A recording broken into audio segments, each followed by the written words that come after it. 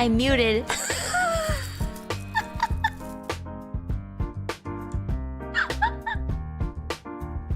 Oh wait, wrong mic.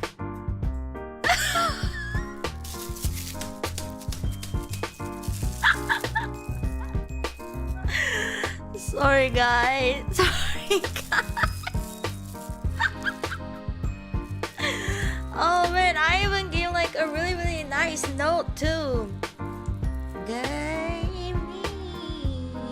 Yeah.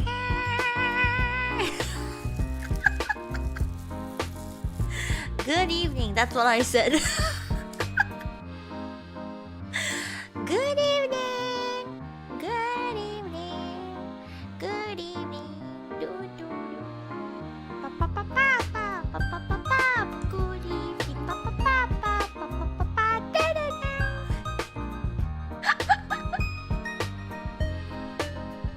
Yes. Ta-da! Good evening, guys. Today, we're going to be reviewing One Piece Luffy bento box. Did you get the limited bento box or just the regular one? I'm so sad about this. Unfortunately, the limited bento box was all out in all of my nearby Popeyes. I'm so sad. So this is unfortunately just a regular bento. You know, just a regular one, unfortunately.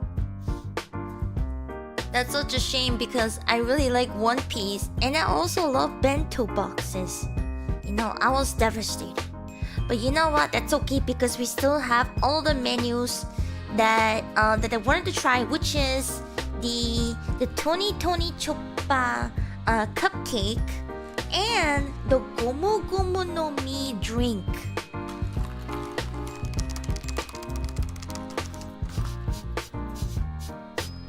Smells like blueberry. Huh. Can I have a bent toe? I can try to bend my toe if that works. I heard the drink was really good. Really now? Because I haven't tried any of it. You know, cause like the only like special thing that comes with the bento meal is the drink and the cupcake. That's it.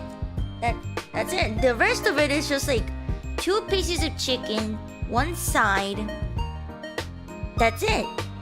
1 drink, the cupcake, 1 side, and 2 pieces of chicken. Not much. And how much can you get this for? $13.99. $13.99. Is it worth the price? I'm not sure. We will know. We will try to tell if it is or not. Alright. Fast food isn't cheap anymore. It really isn't, unfortunately. But hey, that's okay because One Piece bento meal, apparently. Okay, so I kinda got like 2 more sides because I felt like it wasn't enough. I also got the Cajun fries and then Cajun gravy mashed potato. Aha.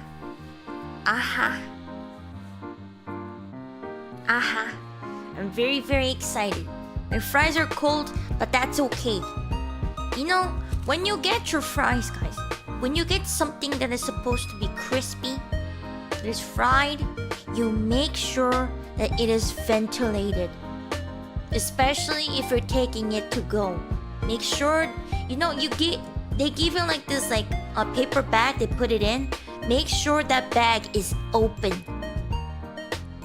Because what it will do, like the hot air will be trapped inside the paper bag and it will get moisturized too much and it will become soggy. Would you rather have soggy lukewarm fries or crispy lukewarm fries? That's your choice to make, but I personally prefer crispy.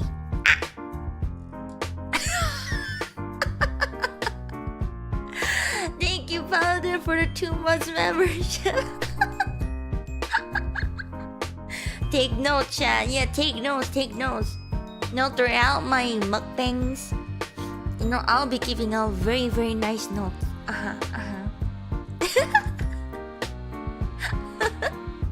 You can also put it in the oven. It doesn't take out the crispiness and it heats them up. You see, I don't use the oven. I use an air fryer oven. Because it doesn't need the whole, fancy-dancy, materials. All I need is just pop it open, pop it in, and then pop it back in, and then pop, and then you pop it out, and then you pop it onto the plate, and then pop. Crispy. Crunchy. Of course, Miki is an air fryer. What do you mean by that? What do you mean by that? Huh? What do you mean by that? Air fryers are mini oven, basically. But it's much easier for Miki to know and figure out. My best friend. But let's get to the crunchy part first. Here is the fries. The Cajun spice fry.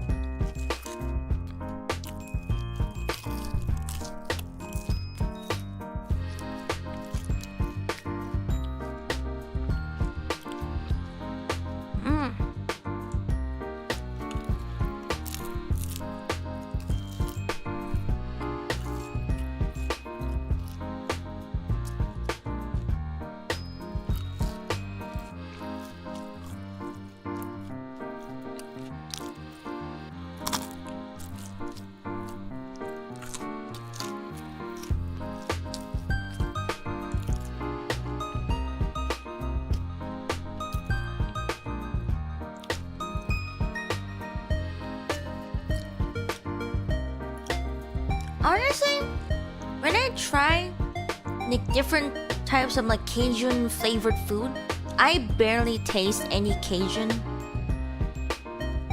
Same for this fries. It's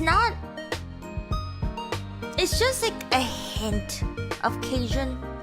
It's more like black pepper-ish, I guess. Just your normal French fries. It's a little soggy, I'm not gonna lie.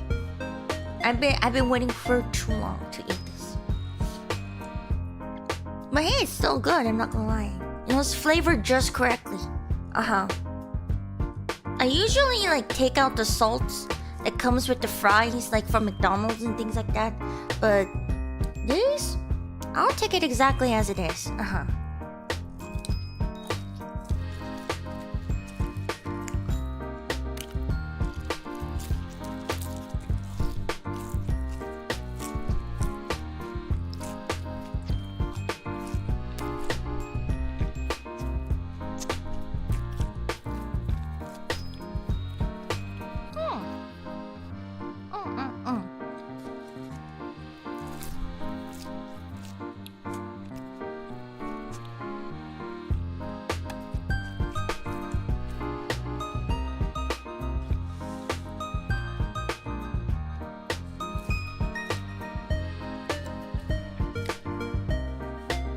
Now, it's getting a little bit salty in my mouth.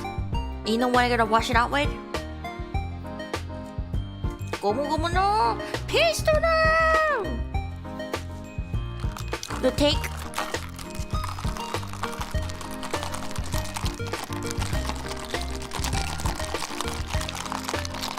clink. I'm very excited. I wonder what flavor it is. Does this mean if I drink this drink, am I also going to be able to become a rubber man?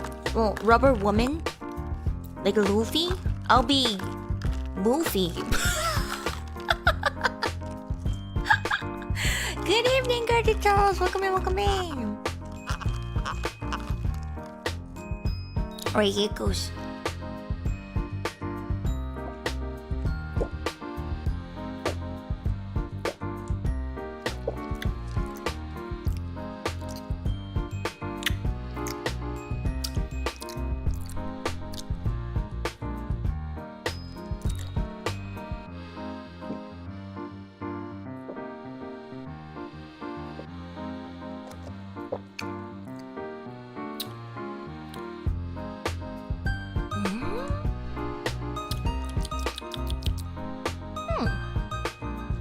It's very fruity.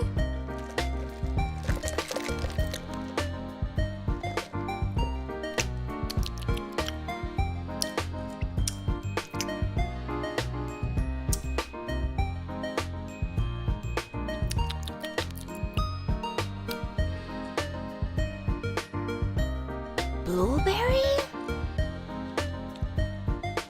With a hint of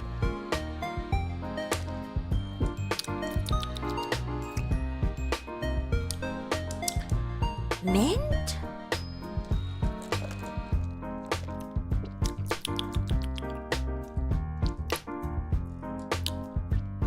Is it fruity in a tea way or a juice way? That's a great question.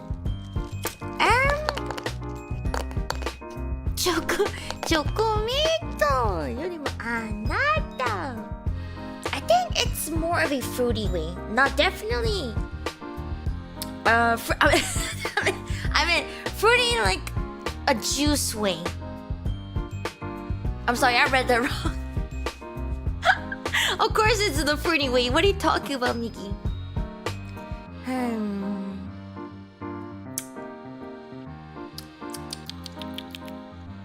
I've seen it because I did it because I've seen like wine tasters do that, and then like take like a teeny tiny sip, and then they go like, and I'm like, maybe there's a reason why they do that. And quite frankly, it's kind of like the similar color. I think it's either blueberry or blackberry flavor. I don't know which one. Because quite frankly, I don't know what those two taste like.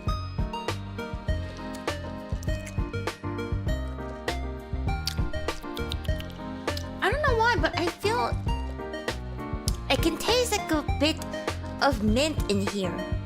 I don't know why. And I don't think that's a good sign, quite frankly. Because whenever I like would have like sodas, very, very rarely, sometimes you can taste like mintiness from their like fountain sodas, and I'm like, this is not how Coca-Cola should taste like. And I usually get like a different drink after that, dude. I don't know. Maybe I'm just being paranoid. But yeah, I mean, I think it's a really like refreshing drink, especially because it's got lemonade inside of it. You could also get it blended, but I got it just iced. I like it iced better than the blended one. Yeah, I think it's definitely worth a try. Even if like you don't want the bento meal itself, you can definitely get the drink by itself. Yeah. Maybe it's the chemicals. Maybe I don't know. I don't know. Something in the thing, in the machine. But you know what? We're gonna move on to the main part. The part that Luffy probably likes the most, which is the chicken. I really hope it's still crunchy. I really hope. Stay crunchy, stay crunchy. Alright, here it goes.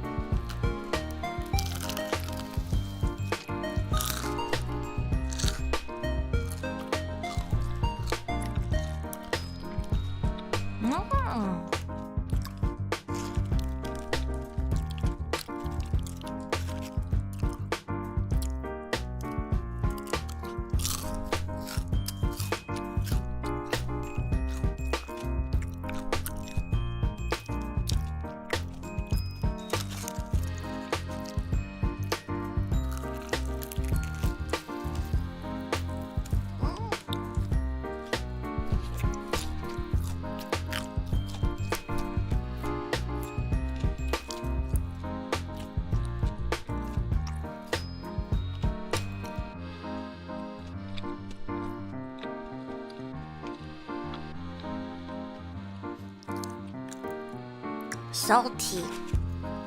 I'm so glad that the crunch is still there.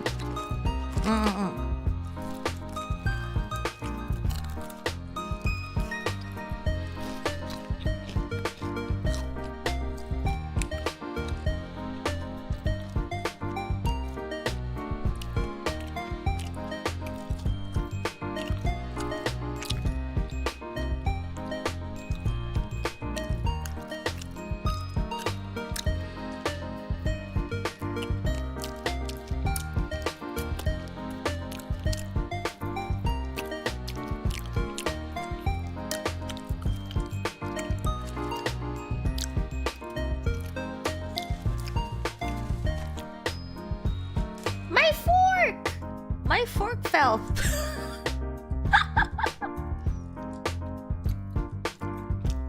Come back here, fork.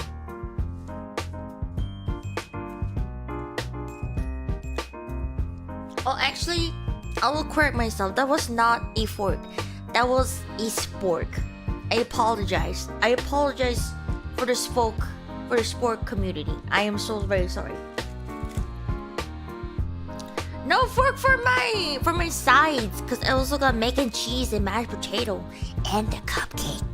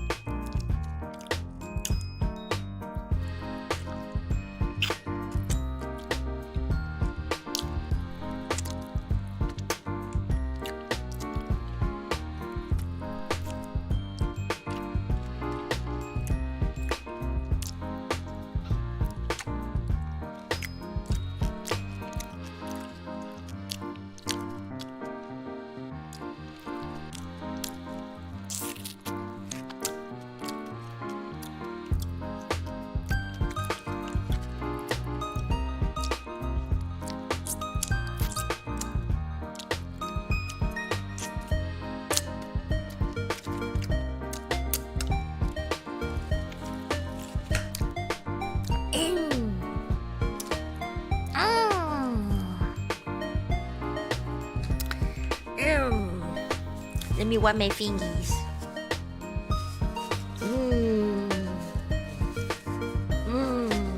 Delicious. Let me give my presentation on the chicken philosophy. Because that was a good chicken. It was juicy. The meat is very juicy, very tender. You know, I felt like an animal gnawing on that thing. And so when you eat a drumstick, you have the top part and then you have the skinny bottom part. Do you eat the bottom part?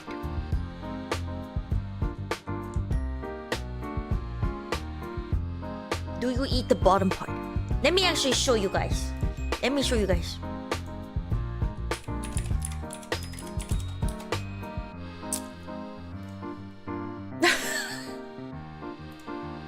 I typed in drumstick and it's literally giving me like the sticks that you use to beat the drums with. No, that's not the drumsticks that I'm mentioning.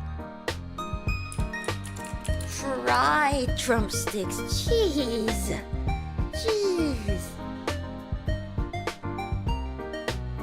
No, I just only need one drumstick. I don't need anything else. I need a very nice reference photo to explain my reasonings on why I'm talking about this. Hold on. Okay, that is a big drumstick. That is a very big drumstick. Hold on, guys. Hold on. Okay, here's a drumstick. Look at it. Here's a drumstick. Look at it. Look at it. Let me make it bigger for you. Okay. This is the top part, and there's the bottom part. Now, if you look at it closely, there's some meat at the very bottom, and there's still some, there's that juicy goodness, that crispy part, the skin part. No, the crispy skin part at the very bottom, and some meat. Do you eat that part? Yes or no? Let me actually make like a poll because I'm actually really interested. Do you eat the bottom part of the drumstick? Yes or no? I must know. I must know. And there's no shame in saying no. Because for some folks, they like to keep that out, including the bone part. Because if you look at it closely, you see that bone right there at the very bottom? The brown thing? Well, it's all brown, but you know. You eat both ends of the drumstick. That's great. That's great. Okay, so some of you do not eat the bottom part. I will beat you with this drumstick. I know I said no shame in that, but I take it back. There is shame. I'm shaming you.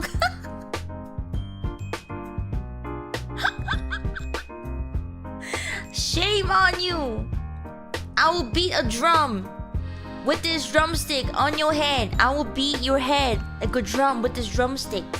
Ba-dun dun dun dun dun ba-dun dun dun dun dun dun dun ba-dun dun dun dun ba-dun dun.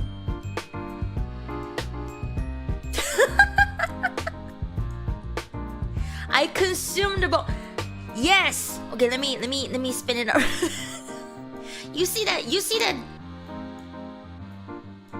see that bottom part right there? You see that little bone? That bone, I always eat it.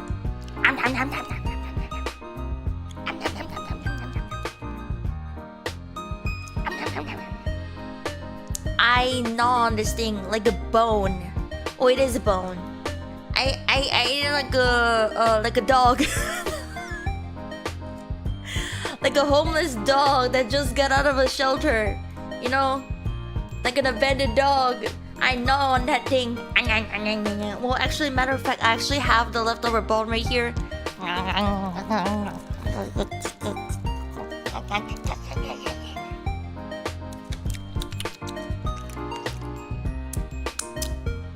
Nice. You must always eat the bottom part. You don't waste food in my household. Never waste food. Never. You're not allowed to. Never waste your food.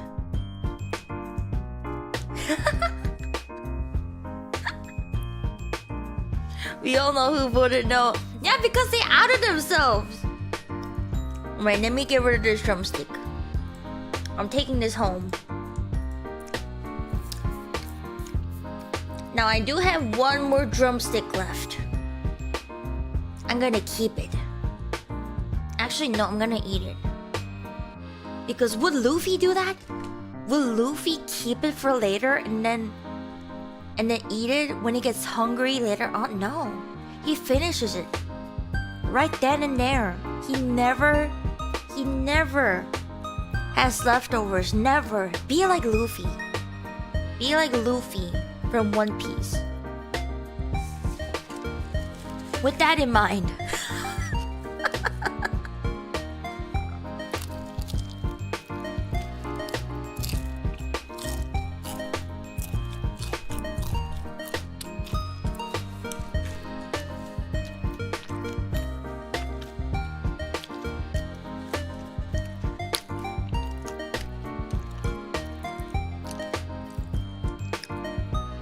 I eat the bone if it is well cooked.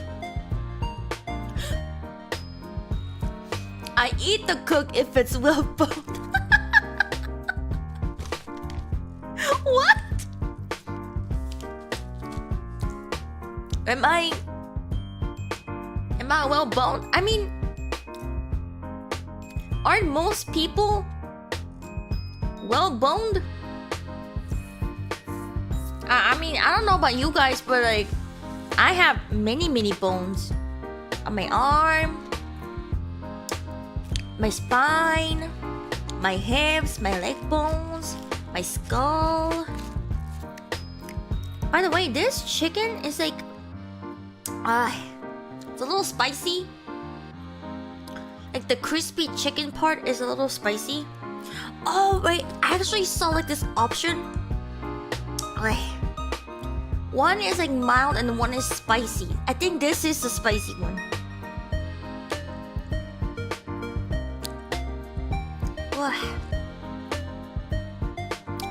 Miki's huge bone. That's my bone. I dug my my backyard and then I hid it. I'm gonna go grab it later. That's like my dessert.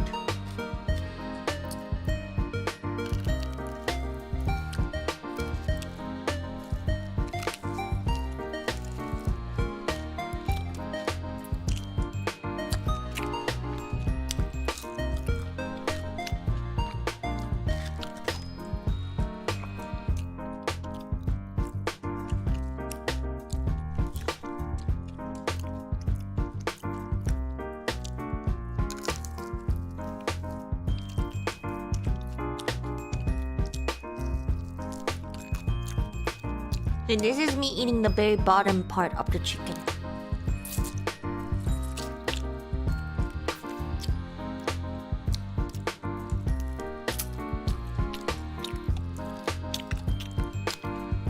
You heard that? You heard that really hard part? That's the bone.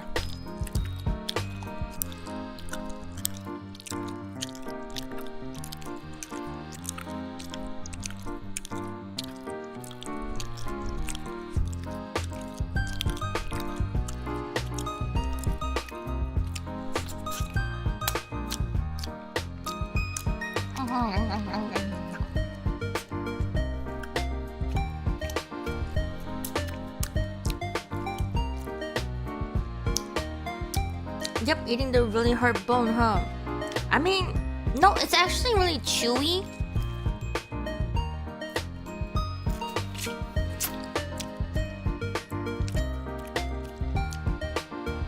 I think that's like the only chewy bone that the drumstick has, which everybody tries to avoid. I don't know, I think personally it has like a really funny texture, you know? It's like, I don't know how to explain it. It's like, having like a really,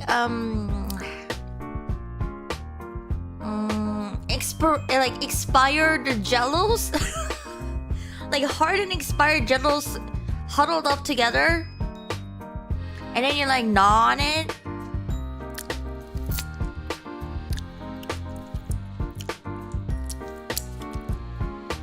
I kind of miss it now. No, because that was the last part. But we still have the top part left. Miki is so pure and I feel so bad. Huh? Oh, is that what it's called? Marrow? I did heard of bone marrow before. I don't know what exactly it is. Marrow.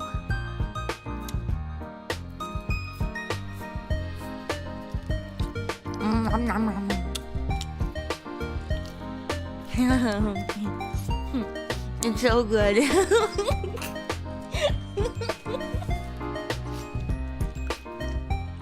I don't know. There's a dark stuff inside the bone? Really? I didn't see it. Did I eat it accidentally? Was I not supposed to eat that part? Okay, now I'm scared.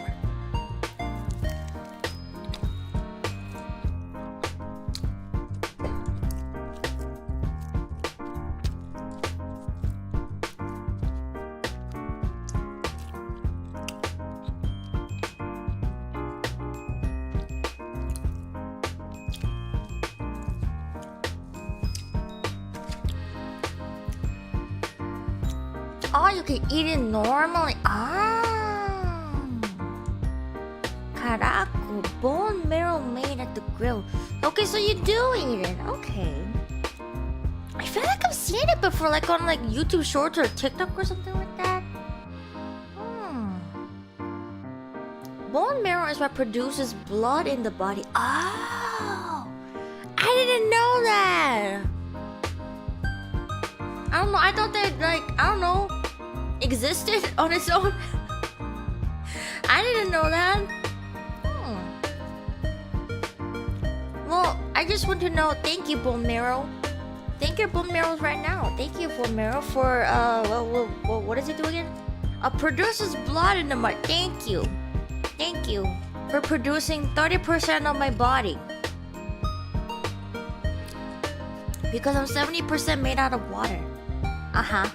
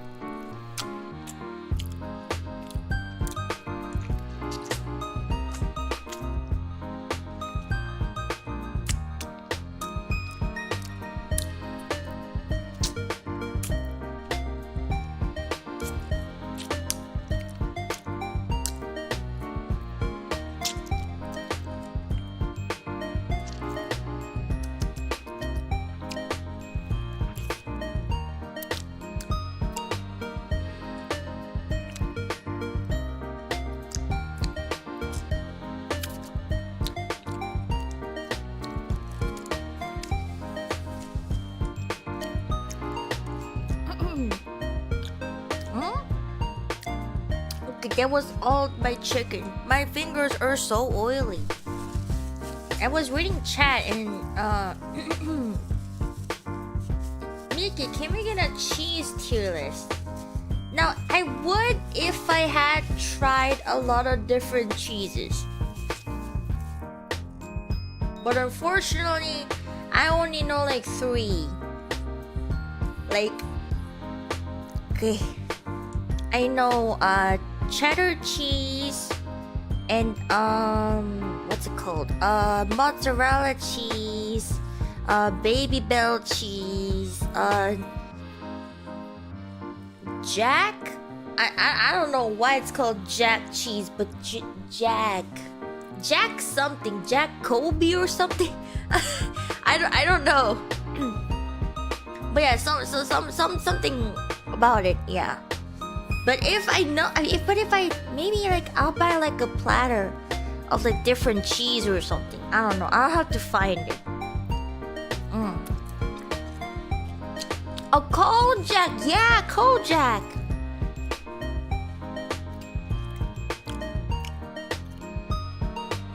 Cheese ASMR will go hard. I don't know. Cheese doesn't make any sound when you eat it, so I don't know if it's gonna be an ASMR, but it can definitely probably like a munch lunch thing, like a zatsu.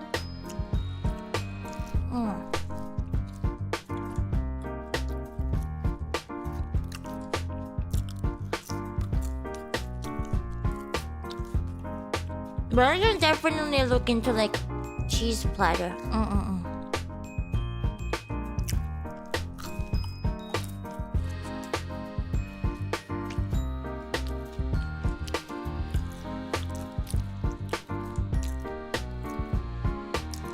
Local grocer is Buffalo Jack. It's hot sauce cheese. Hot.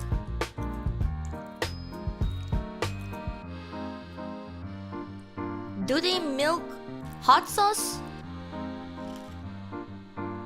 put that hit and a strawberry.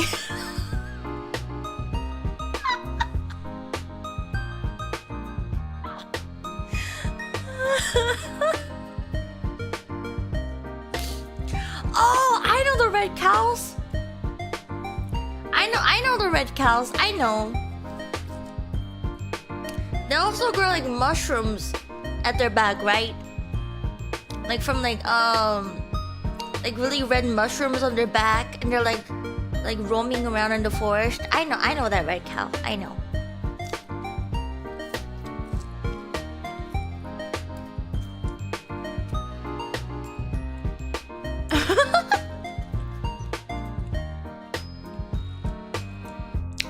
Oh, from a moment, I literally thought we were talking about chess and not cheese.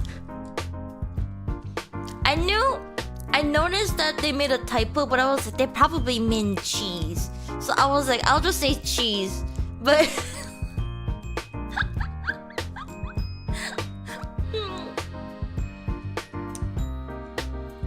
what's chess ASMR?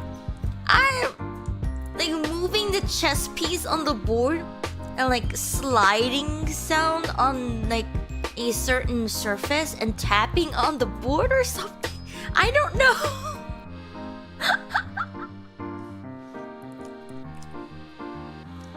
Oh my god, my food is not ready yet. I'm gonna cry. Can you share a little bit of food, Miki?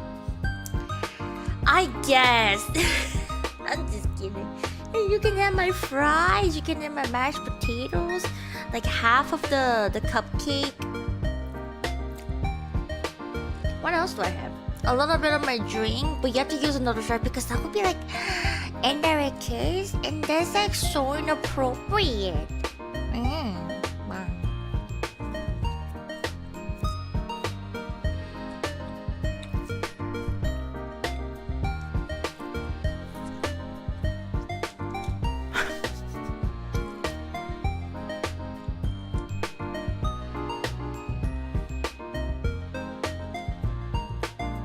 Miki gets up super close to the mic and whispers,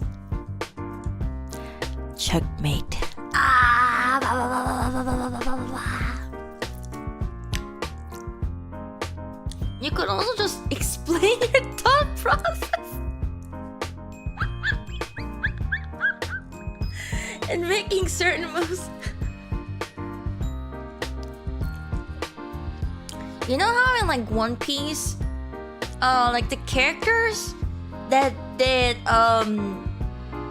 acquired devil's fruit and they're like fighting Luffy or like the crew from Luffy's, and they're just standing there for like one episode straight, talking about their background story and like their lore, how they acquired the fruit and like their families and like their relationship status, and what their devil fruit like power does, but like like an episode straight. It's like that.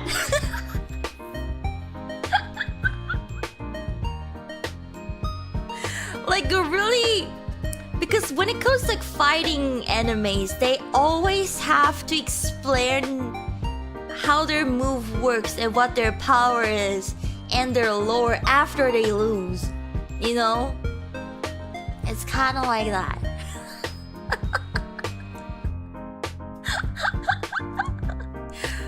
I don't know, man. And I feel like One Piece also kind of does that.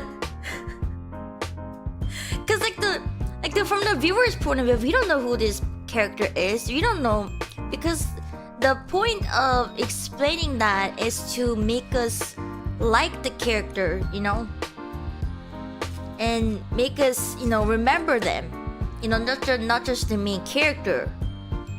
But at that point, when it goes on for too long and they die within like the first 2 episodes after appearing, and you're like, goodbye. Oh, another character that goes down the drain, has so much potential. Goodbye. You just be like that.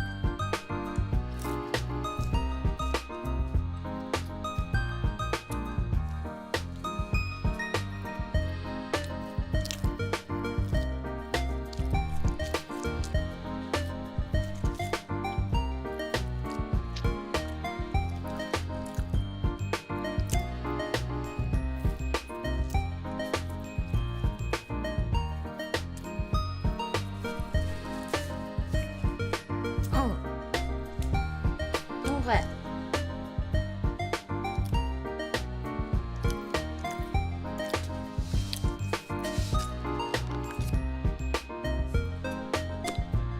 Now, the one menu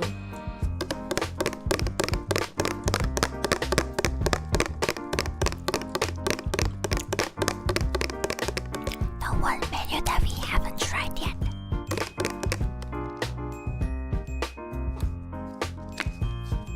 It won't open.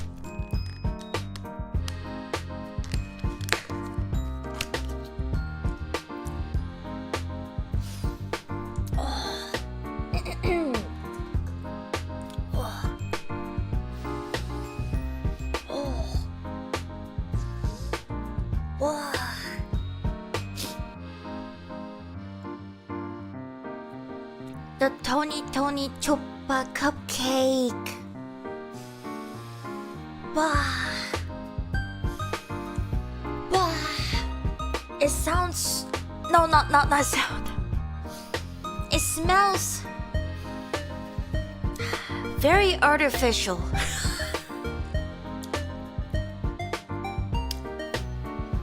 It's like strawberry, but no actual strawberry is in here. It's just all made with chemicals. It smells exactly like chemicals. You know, cough drop made for like children, or like a cold liquid that the kids drink for like cold, that is made like really weirdly sweet. And it kind of smells like that. It smells like medicine.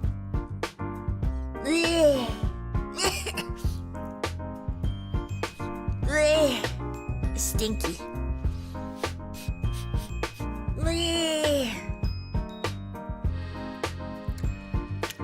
I'm a little scared to try it. And on top of it, it's got like little white round sprinkles on it.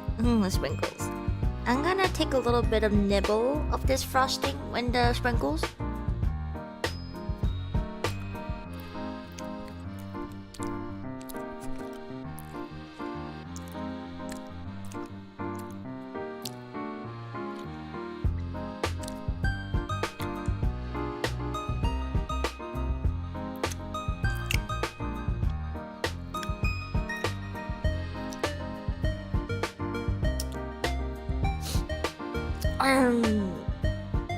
You know, like those when you're in like elementary school, and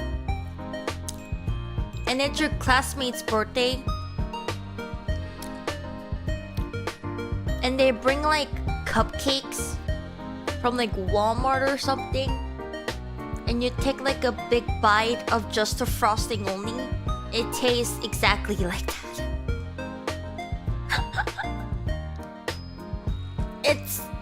It's very thick. It's not fluffy by all means. It's very thick, very moist.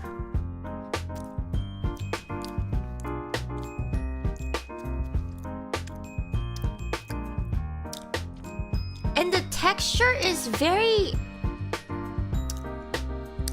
I don't know how to explain it. It's sandy. It's like you're eating a really well sanded down sand. It's not jar frosting, it's bucket frosting. Exactly like that. Yeah, exactly like that. It's I mean, I'm sure there's no actual sand in it, but it tastes like you're eating really well grounded sand. Artificially flavored.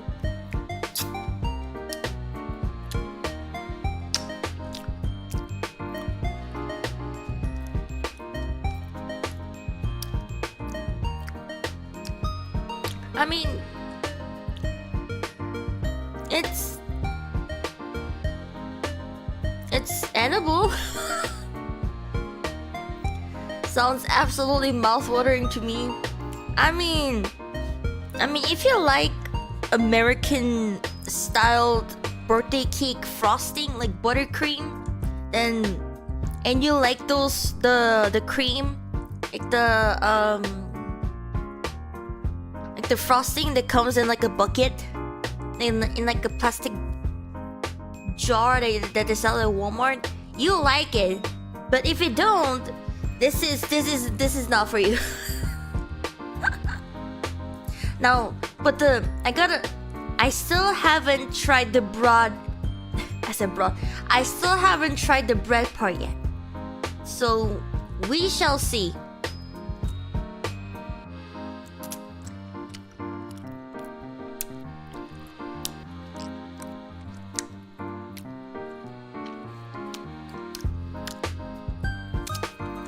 Hi, Tia, welcome in.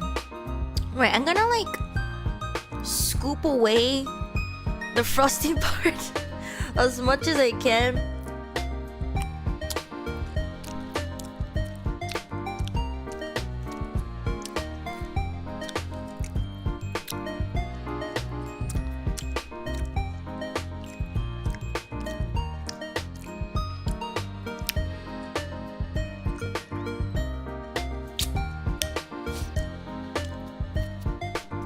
Hello, welcome in, Kokoa.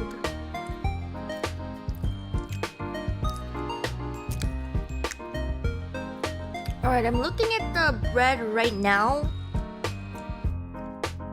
and it seems like there's little bits of fruit inside of it, like chunks of fruit, I think.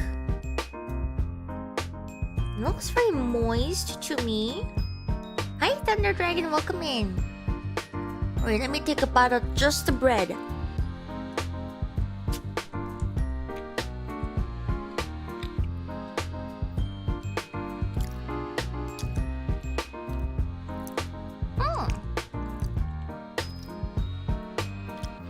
Okay, I'm pleasantly surprised by the quality of the bread part. It's very moist, like a very standard cupcake bread. But because it was like drenched in like frosting, it's even softer and more fluffier. So the bread part isn't all that bad actually. I really like the bread part.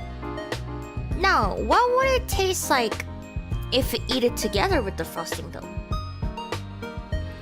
Hi, welcome in, Lonely Foxy, welcome in.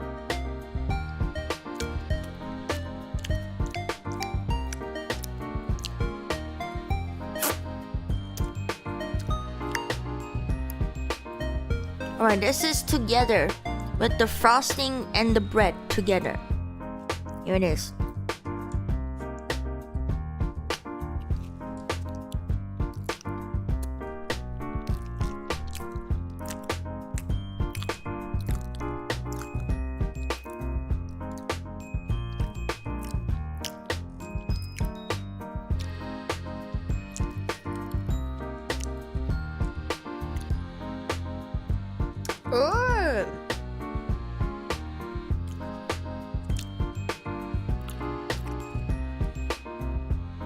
I got one feedback.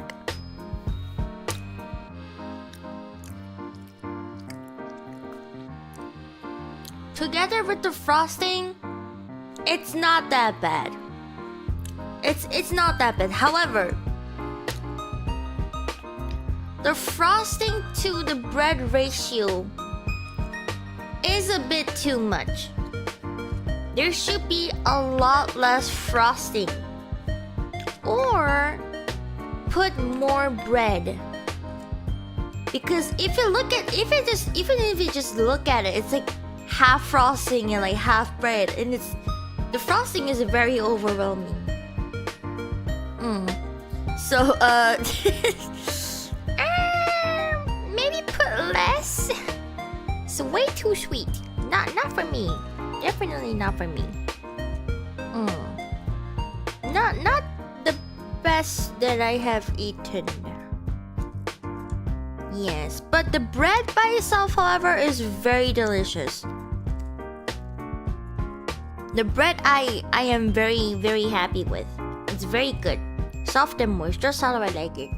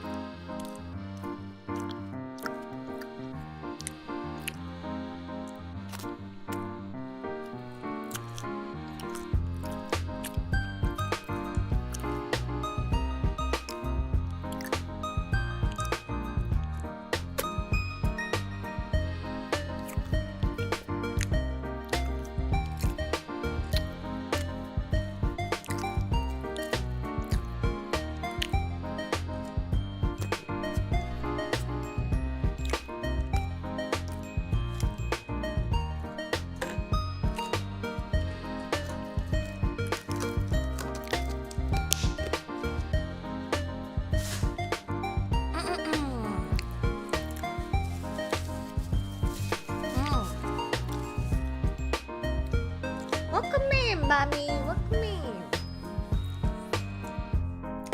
Also, welcome to the membership.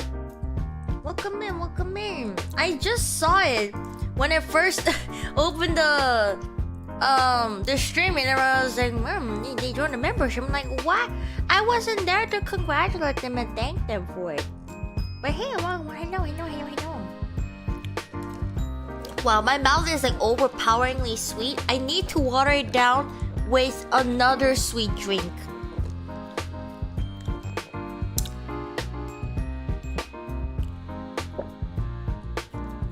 Wow. You know how like you know how when you eat like a chocolate, like milk chocolate, and then you eat like a fruit afterwards, you can't really taste anything? It feels like that. So like the mintiness of this drink feels even more stronger now. It's no, I'm not sure if it's an issue with this specific location of Popeyes, or this drink in general is just supposed to taste like that, but or the fruit tastes out. Yeah, basically, yeah.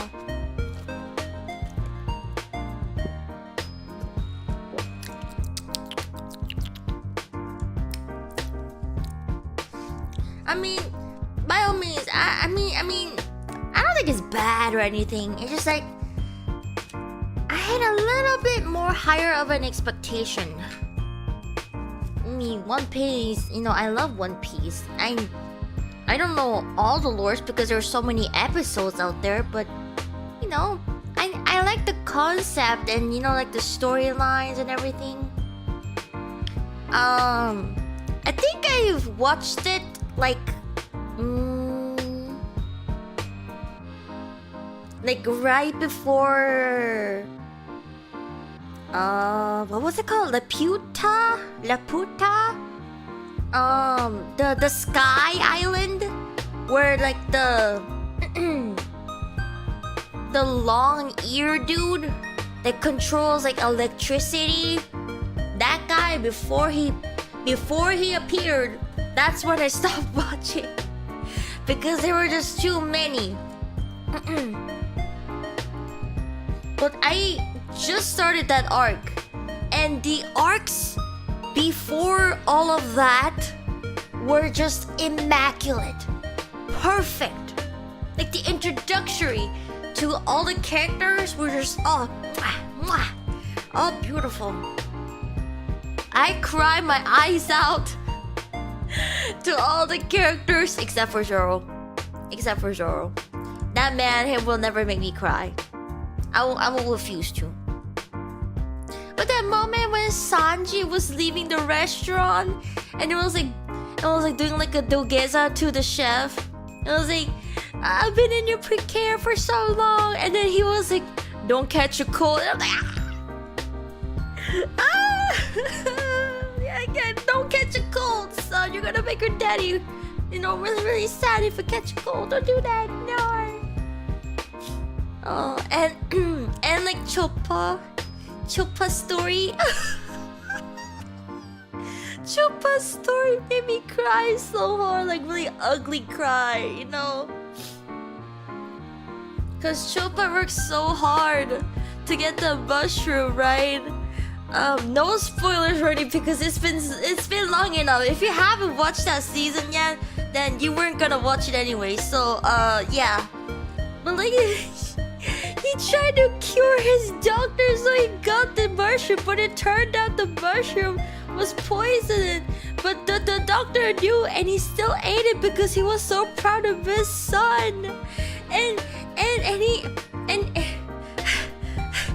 then, when do you think a person dies? When he gets hit by a pistol? 지가. When he eats a mushroom, a poisonous mushroom? 지가. 人に忘れられてる時だ. When you get forgotten, that's when then a person dies. Absolutely amazing quote. I love that arc so much. Choppa, my forever son, my fictional son. He's such a baby, and that's when he swore he's gonna become a great doctor, And like that scene where like when they're like about to leave the island, the doctor, like the thing that he was working on to make, because it's like a really winter island, it's always snowing, so his dream was to make it bloom, basically have like flowers bloom. And he had like cherry, like pink dustings, and it coated the snow, and it made it look like a cherry blossom. I thought it was so beautiful. It was so beautiful. It was so beautiful. Oh, and don't even get me started on Nami's arc. Oh my god. Oh, the Nami's arc. I still love that scene so much when Luffy, so like Nami was trying really hard to pay off the debt, or actually like have enough money to buy the island from the pirates that is living there and leeching off of the citizens of that island. It's making me cry. And just as when Nami had enough money to actually do that, to save her people, they were like, nah, boo boo, you can't buy the island. And then like, freak you can't buy the island. Freak you again, and then freak you twice, and then freak you 4 times, and then Nami was like, I hate you. And then she like stabbed her arm. That's where like the mark of like a tattoo, the tattoo meaning that they belong to the pirate crew. She stabbed it. I was like, freak you Arlong, I hate you Arlong, you never loved me. And that's when like Luffy was like, nah queen, I got you. Keep my hat though. Keep it safe. And he put the straw hat that Luffy always wears onto Nami's head, like, keep it safe. And then he went like, freak you twice, freak you 4 times, and then kabow, he dead. Well, he's not dead. He's in jail. As all criminals should be in. I hope my explanation. I hope my explanation has somehow made sense. Probably not.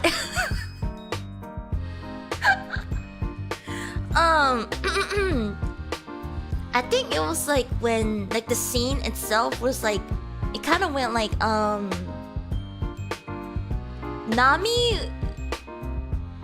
essentially like betrayed the Luffy crew first in order to collect the money enough. And after she was betrayed by the pirate crew, she was like, Luffy, please help me. And then Luffy was like, of course I will. And I'm like, oh, power of friendship. It was such a beautiful scene. Never forget it. And the Usopp arc was also really interesting because it's like the story of a boy who cried wolf, you know? You know, because the original story of the boy who cried wolf goes like, the wolf is here, and instead Usopp goes, what's it called? The pirate is here, the pirate is here. And then people be like, nah, get those pirates off of here. And then, you know, as the story goes. But he has a girlfriend. Well, he wants to be his girlfriend. But this girl is very sick. But she's also rich. She's rich, but she's sick. And she's also really pretty. And he often goes on the tree and tells stories that are not real. He tells lies. And she believes him, and that's how they make a bond essentially. And your butler, who wears the glasses, who got helped by the girl's father, and I think the father died, and that's why the butler is staying with her and is serving her as much as he can. But it turns out that butler is actually an evil man who is essentially a pirate, like the leader of the pirate crew that he owns. And he tried to get money off of her, which is a really insufficient idea. That could have been done so much quicker if you just attacked her directly. Or like just steal from her and then like go and like dip. And instead she chose to live with her for years on end and years. For what? But I am so convinced that he didn't actually want to steal from Kaya. That's the girl's name, I think. He just loved her.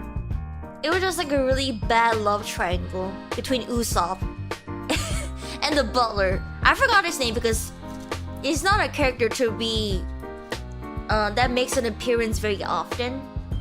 He's like a one-time character, and he has like a really weird habit of pushing up his glasses with the palm of his hand instead of like normal people, like with their fingers. Usually when I used to wear glasses, I always push them up with my index finger going up.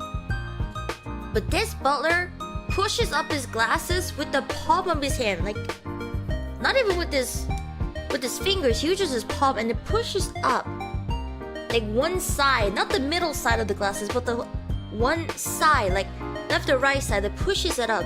Do you know why? Do you know why? It's because his attack weapon is like claws. They're really, really long claws, like 2 feet to 3 feet. That's how long the claws are. That's why he couldn't use his fingers to push up his glasses. He uses his palm. That's his like old habit that he acquired because he uses the attack weapon that looks like claws, like cat claws. That's why he has an old habit. You know, I thought that kind of detail was really, really fascinating and really, really cool. You know, it's that little details, you know, that makes me go, wow, that is very memorable, you know? I think that's why I still remember it to this day, because it's been a long time since I last watched One Piece. And that first, That one big recruitment arc is what I remember the most. Like nothing else. Oh, and I did recently watch recently rewatched One Piece film Red. Thank you, Aro-sama, for singing in that film. I personally thought it was a great movie, but I've seen people mentioning about how they're only using it for like copyrighted music. I don't know. I like the movie though. I thought it was fun, and I really like the music too.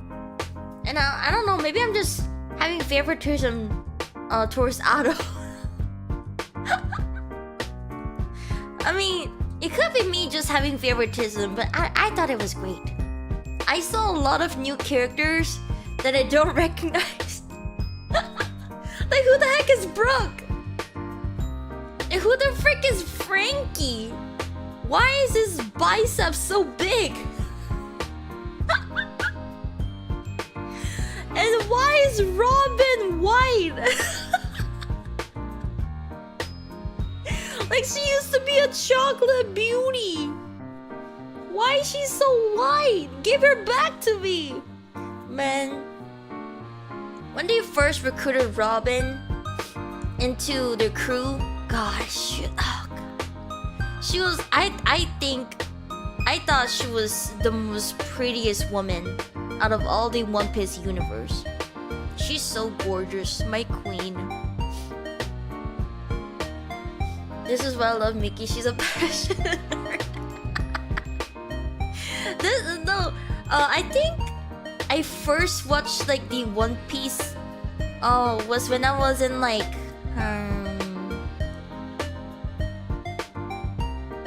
I say elementary school, like really young elementary school years, and little sensitive Miki cried watching like like scenes and then like episodes in general. Leave me alone. Anyways, but yeah, I was like, they're so sad, and I think that's how we like initially learned about the power of friendship. Be there for your friends when you need it. Be nice to each other, you know? You know, that was my life lesson sensei. No, my life lesson sensei was One Piece. Now, you remember how I said I didn't get past the part from the Sky Island? I did watch the scene where Ace dies. Because it gets brought up very frequently when it comes to One Piece. It's like the one death that broke everyone. And I think people who knows about One Piece would agree. And they will make fun of him. Saying like donut.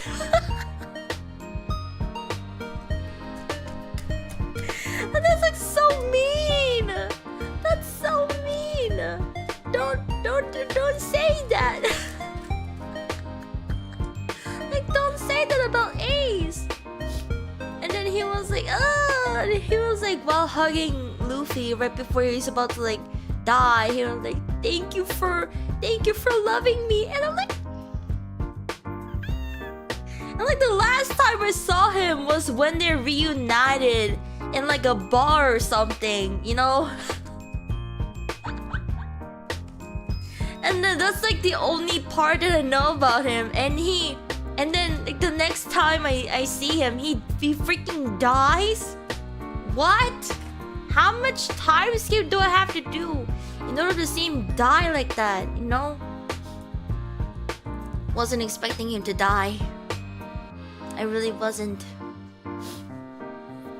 You know, like, why him? And then time skip forward, there's Sabo, another brother You know, like how many brothers and sisters do you have, Luffy? Because there's and then they appear so suddenly out of nowhere too. You know? Like Sabo and Uta too. I thought it was like I mean, yes, you can introduce them like that, but it's always so tied to Luffy's like childhood friends. Sabo's also like a fan of C. And I didn't. I know I shouldn't be seeing this, but I just didn't see the point of Sabo being added there. I just didn't see it. Of course, I didn't actually see the episodes where he actually like does things, but you think, well,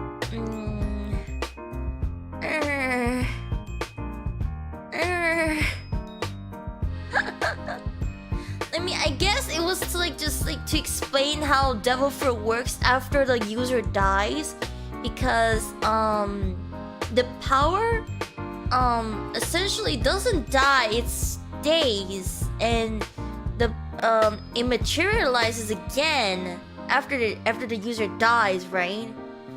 And apparently Sabo wins the tournament because the prize of winning the tournament is the fruit that the ace ate. You know, like the fire fruit, I think the fire fruit or something, or flame fruit, whatever it is called. You know, I was very sad, man. Like I don't know, like I don't know. Like it's not the most powerful devil fruit out there too, you know. I don't know.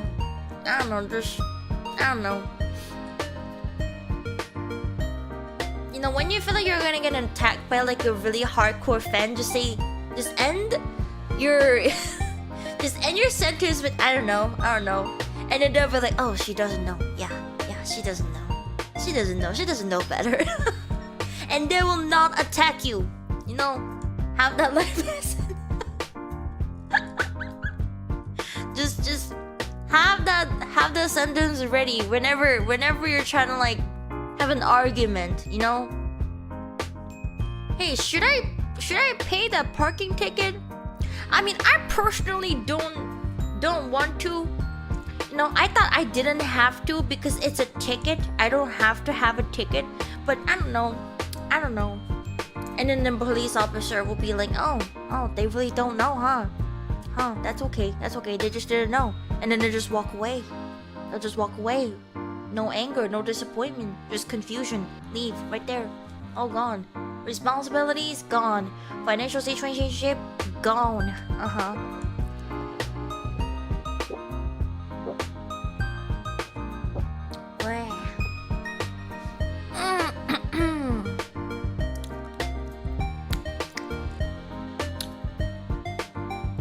Yep, that's exactly how it works.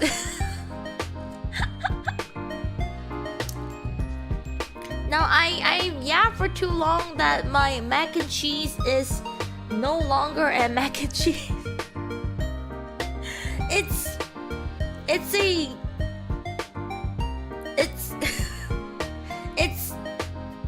a glob. It's a it's thickened glob.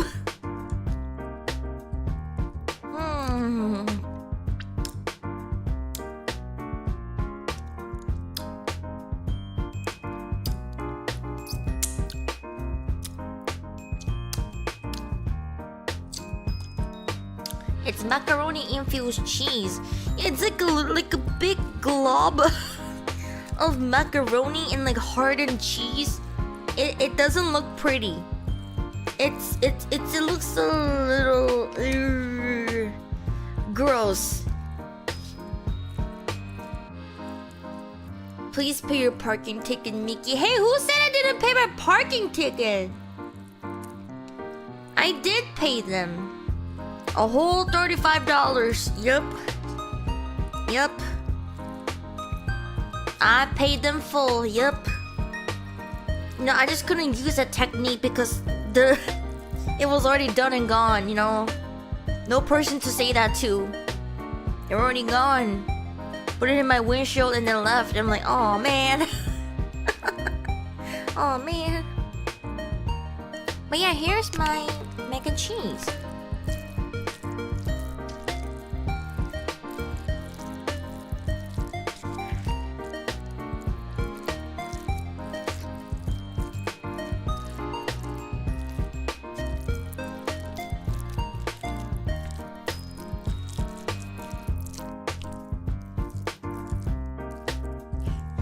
Alright, I'm taking like a really, really big bite. Here it goes. Bah.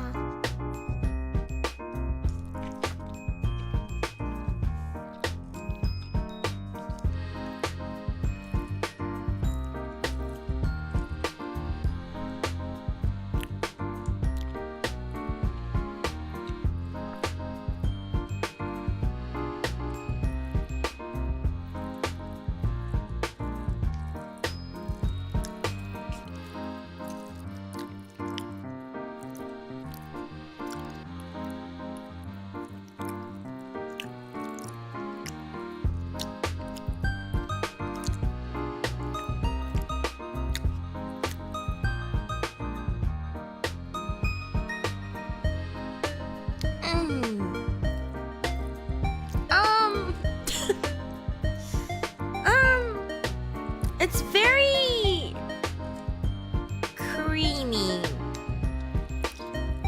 And one could think, ooh, creamy, that sounds so yummy and good.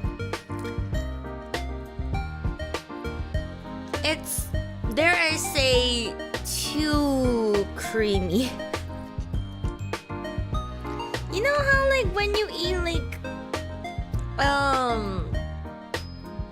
extremely creamy food for too much and you feel nauseous? I am about to become nauseous. And this is, I already had like a passive stack up from eating my chicken, the cupcake, which is also making me nauseous, and then fries. The more full you are, if you eat something creamy and thick, the more nauseous you feel. I will be eating this when I am hungry. And even then, I might add bulldog into this.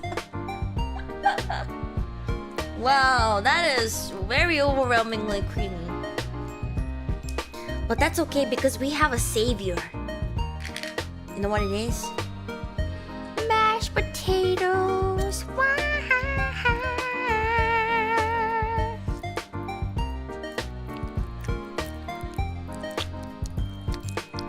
Oh, it smells so good.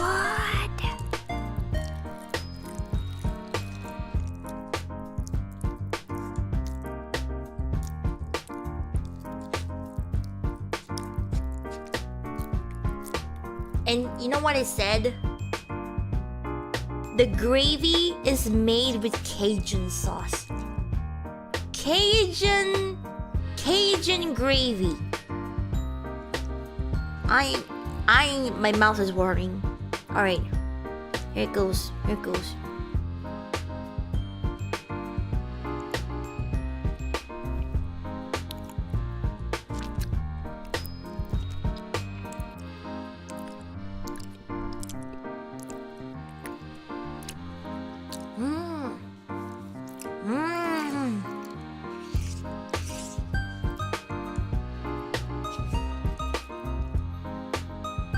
You know, my academic years, all the way to 12th grade, in my school cafeteria, would serve mashed potatoes with white gravy. And they'd use like these, what's it called? The ice cream scoop to scoop up the mashed potato. And because of the texture of the potato, it looked like vanilla ice cream.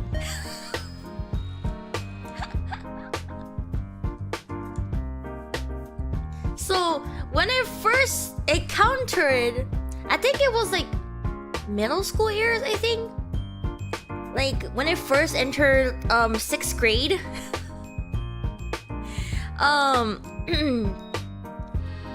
I lined up at the school cafeteria, gotten my food, and then I slide over to the side section, and then I see, lo and behold, white vanilla ice cream. You know? And I was like, this must be ice cream because it has the texture of an ice cream. It is white, and you could see like this like black dots, you know, like various black, tiny black dots in this blob of ice cream. And in my mind, I thought they were, oh my god, it is vanilla flavored because it even has vanilla bean. Because vanilla bean, it's like this powdery black dusty thing, right? And I was like, oh my god, it's it's vanilla flavor ice cream. And then also pour the white gravy on the top. And then I thought that was like frosting, like syrup, like vanilla syrup. And I was like, ugh, vanilla syrup. And then they put it in this like plastic square cup. And I saw people, like the students before me, would grab it. And then I'll be like, ooh, I want one too. I want one too. I didn't know they serve ice cream to children. And I grab it. And I sense something is wrong. Because I grabbed the plate, put it on my plastic plate, and it's warm.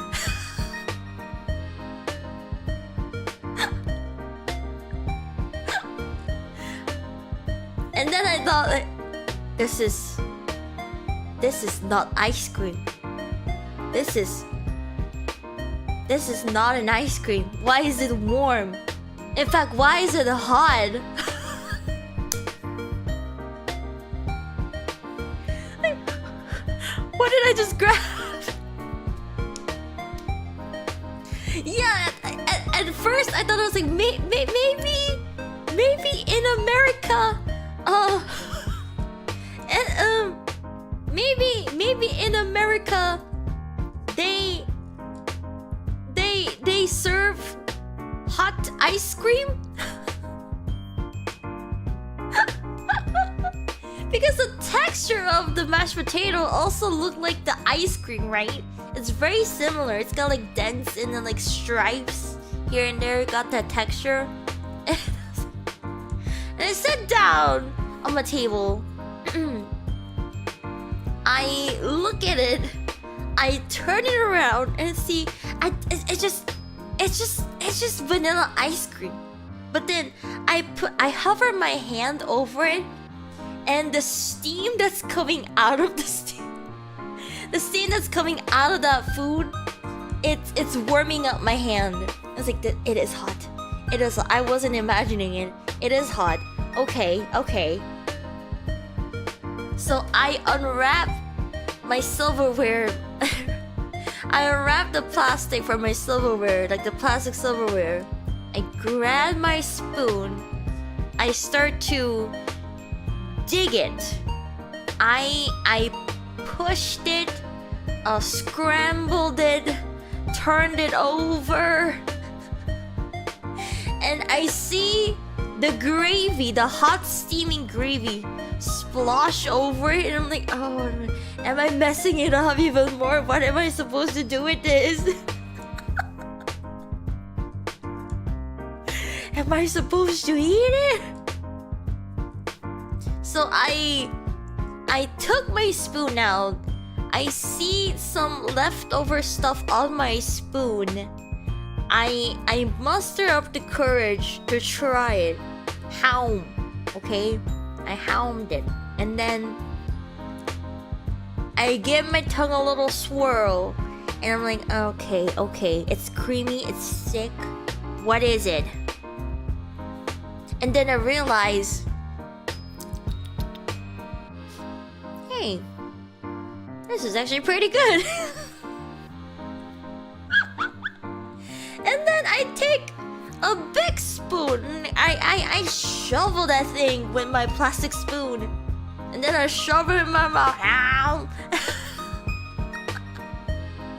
And then I squirt it down. And I'm like, oh, wait a minute. This is potato. This tastes like potato. Does it taste different because it's American potato? You know? And I actually asked one of the teacher, because like the teacher had to be in the cafeteria and watch over the students at one point. So I went up to the teacher, hold up like a half-finished blob of mashed potatoes, and then I show it to her. My English was really bad. And then I go to the teacher, and then I ask her, what is this?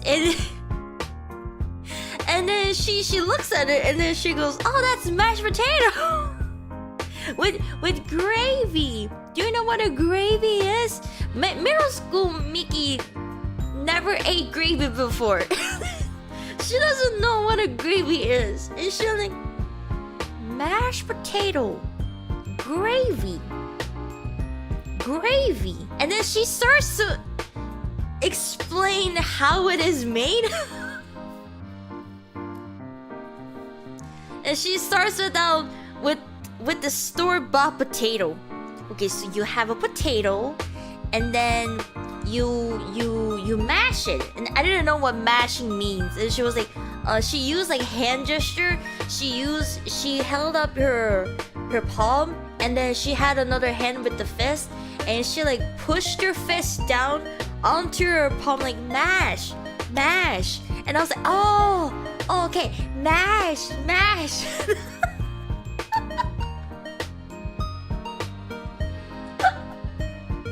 Oh god.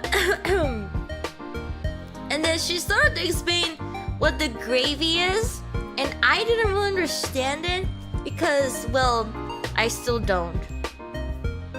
And then she eventually told me that it is she has like this they usually in cafeterias they use powder, like that, like a powder mashed potato, because it has to be served to a lot of students. You know, they don't have time to be mashing out actual potatoes, so that's like the traditional way to make mashed potatoes. But in school cafeteria, you have to use like a really like store-bought pre-made powder mashed potatoes, because after the teacher finished explaining it, I was like, this is really good.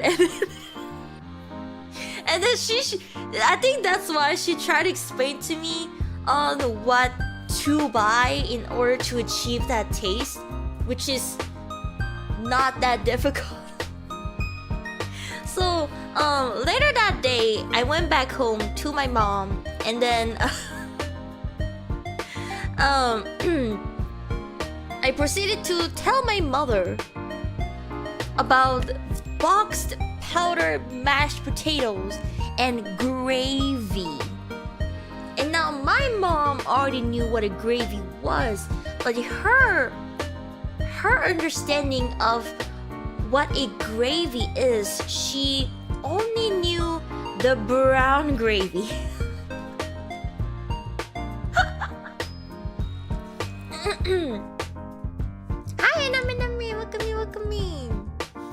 Uh, so my mom only knew one form of gravy, and little Miki, mini Miki, also knew one form of gravy.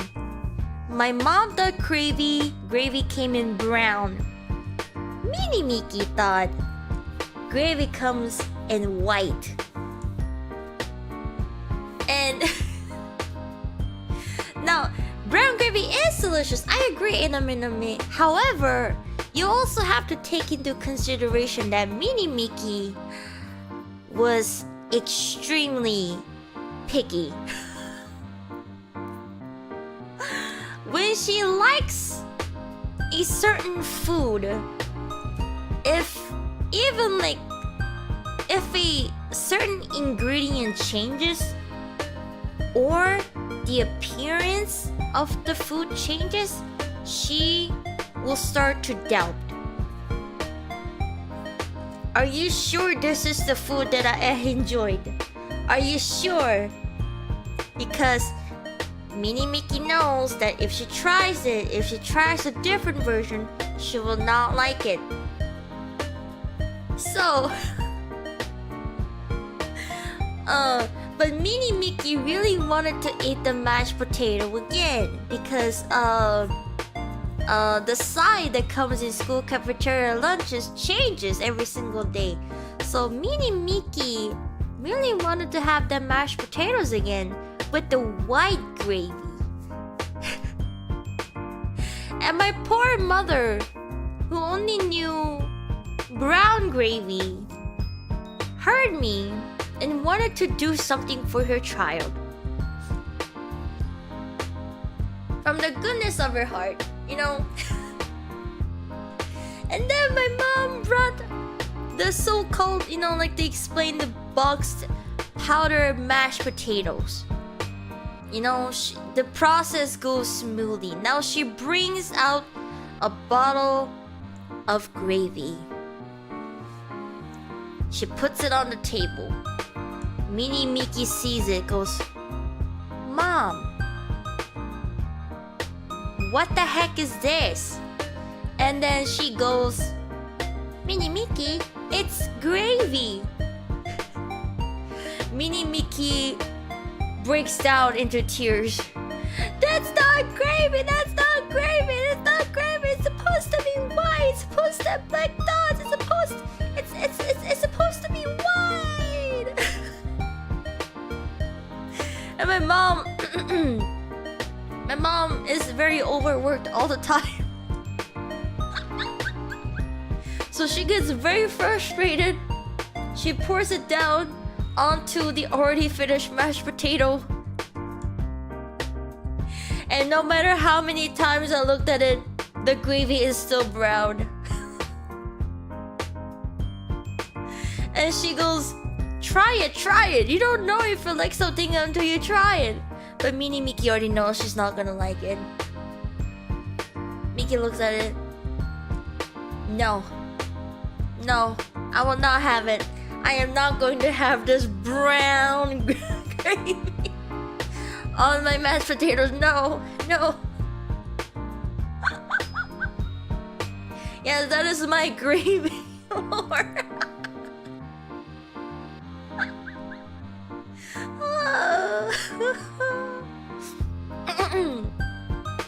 But after going back and forth, we ended up having a really big fight. Now, you will see the situation like, but why would you even fight something over something so small like this, such as gravy? Well, I was still getting used to the new environment of being in a middle school. Like the first year of middle school, by the way, I didn't know anybody there. We moved very frequently too, so I had to make new friends. And making new friends is scary, you know. And the same thing for my mother, you know. She has to work without having like a lick of English, and she worked really hard. She comes home, and now your daughter is having a fit over what color the gravy is.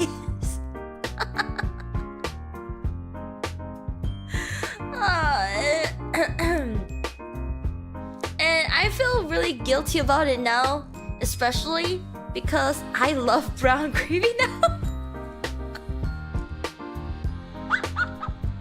I freaking love brown gravy now. I love brown gravy. You know, I smack Mini Miki on the head. I'm like, just eat the dang gravy, girl. Just eat it. It's the same. It's the same taste. You know.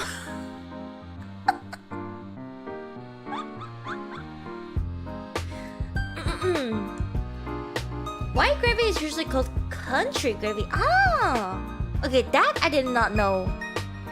But yeah, apparently Mini Miki wanted the country gravy.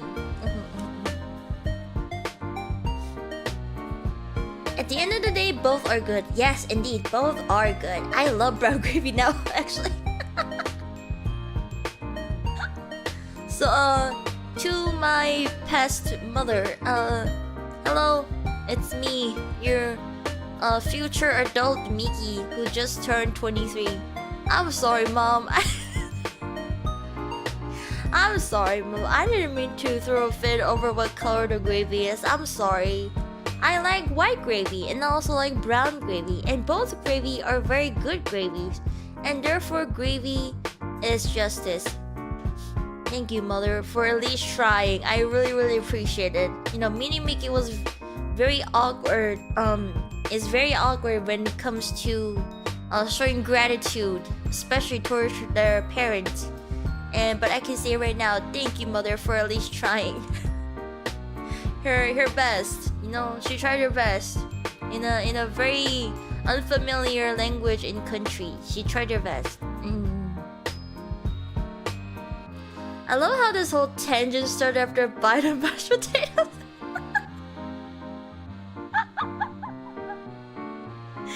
Honestly, me too. Like, I'm not sure how.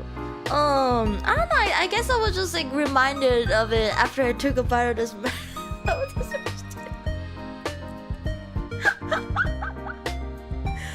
Oh, jeez.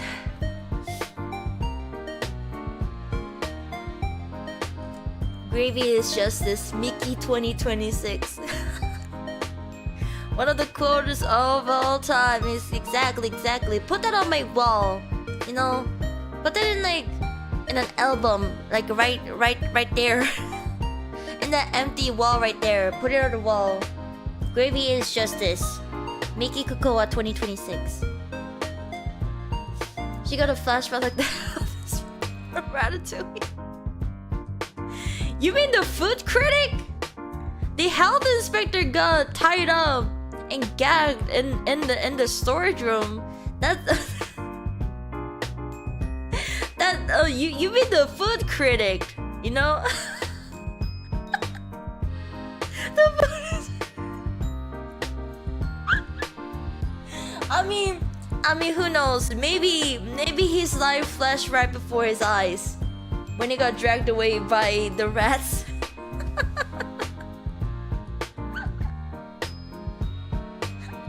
Been a while since I've seen that movie. Me too. I kind of want to rewatch it again because Ratatouille is actually one of my favorite Disney movies.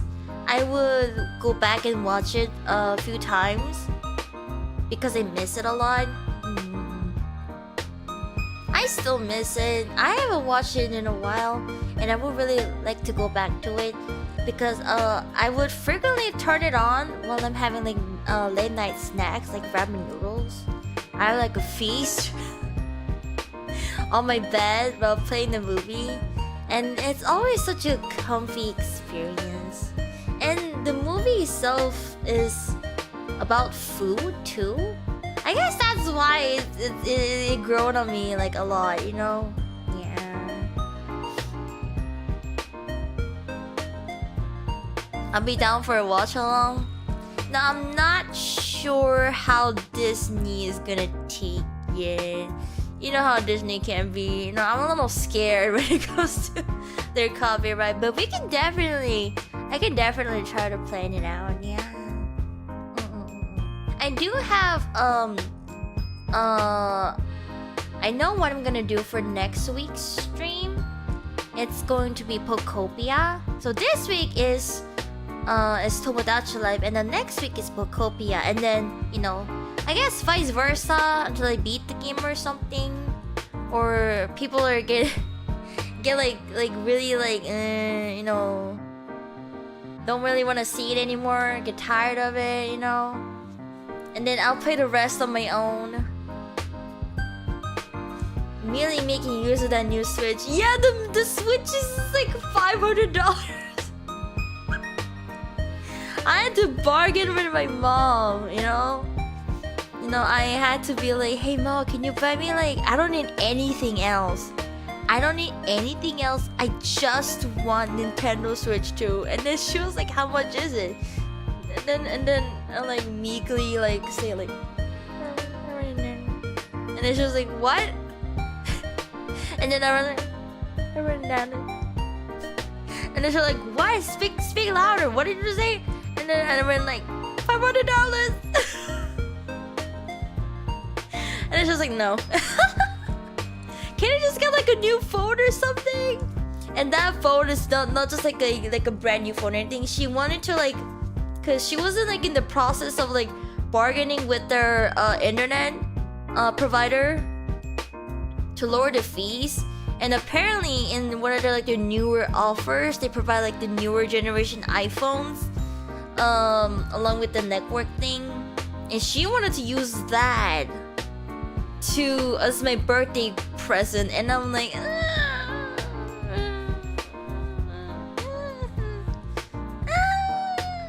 don't really want that. My iPhone still works just fine, because like more than Pokopia, I really wanted to play Tomodachi Life. もっともだちもっともだち俺たち何もっともだちのもっともだちの So like I really wanted to play Tomodachi Life so bad, but it's only available in Nintendo Switch 2, and the only Nintendo Switch that I own is the light one. Obviously it's not gonna be supported. So I desperately bargained with my mother. Mother, I've come to bargain. Okay mom, you don't have to give me anything. You don't have to give me a party. You don't have to give me a birthday cake. You don't have to go out to eat. I just want Nintendo Switch 2. I'll buy the game by myself. And get this, you don't have to give me a Christmas present either. That is such a catch, mom. And she almost said no. And I'm like, what if I pay you $100? Can you buy me then?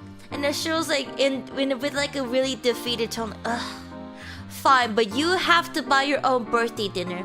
And then I said, sold. Let's make it happen.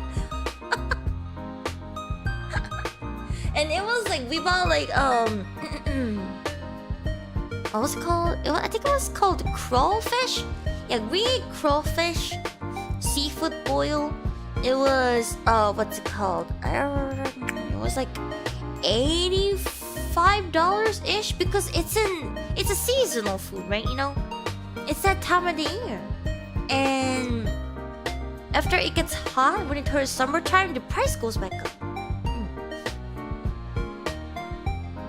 Miki, Christmas present is on throne, everyone. You guys are my Santa Claus. Ho ho ho! I'm gonna purchase Santa Claus for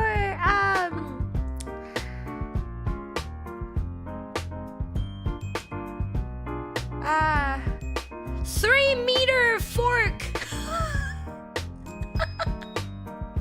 So I can scratch my back and steal a food from another table in a restaurant at the same time. Wow!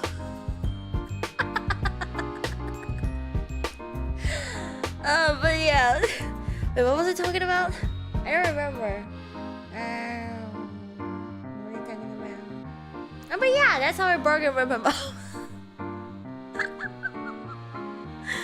Ew. No, I'm not gonna buy Santa Claus. He's what's the word? Invaluable. Yeah, he's not price tagged, everybody. He's a person. And trust me, he exists. Santa Claus exists. It's gonna come for your kneecaps. They sell on the black market. That's how he affords like the presents for children, you know. Have you guys heard? I know he's like kind of controversial for that, you know. People like try to cancel him, but you know, people don't want to cancel him for that yet because they want the present so bad. It's very controversial. Miki, am I invited? I promise I won't flirt with her. Invited to where?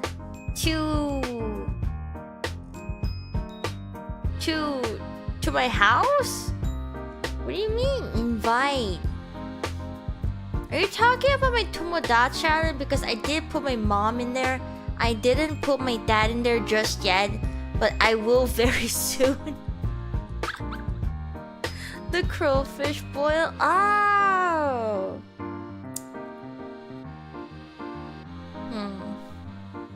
To your birthday party dinner. I mean, it's already passed.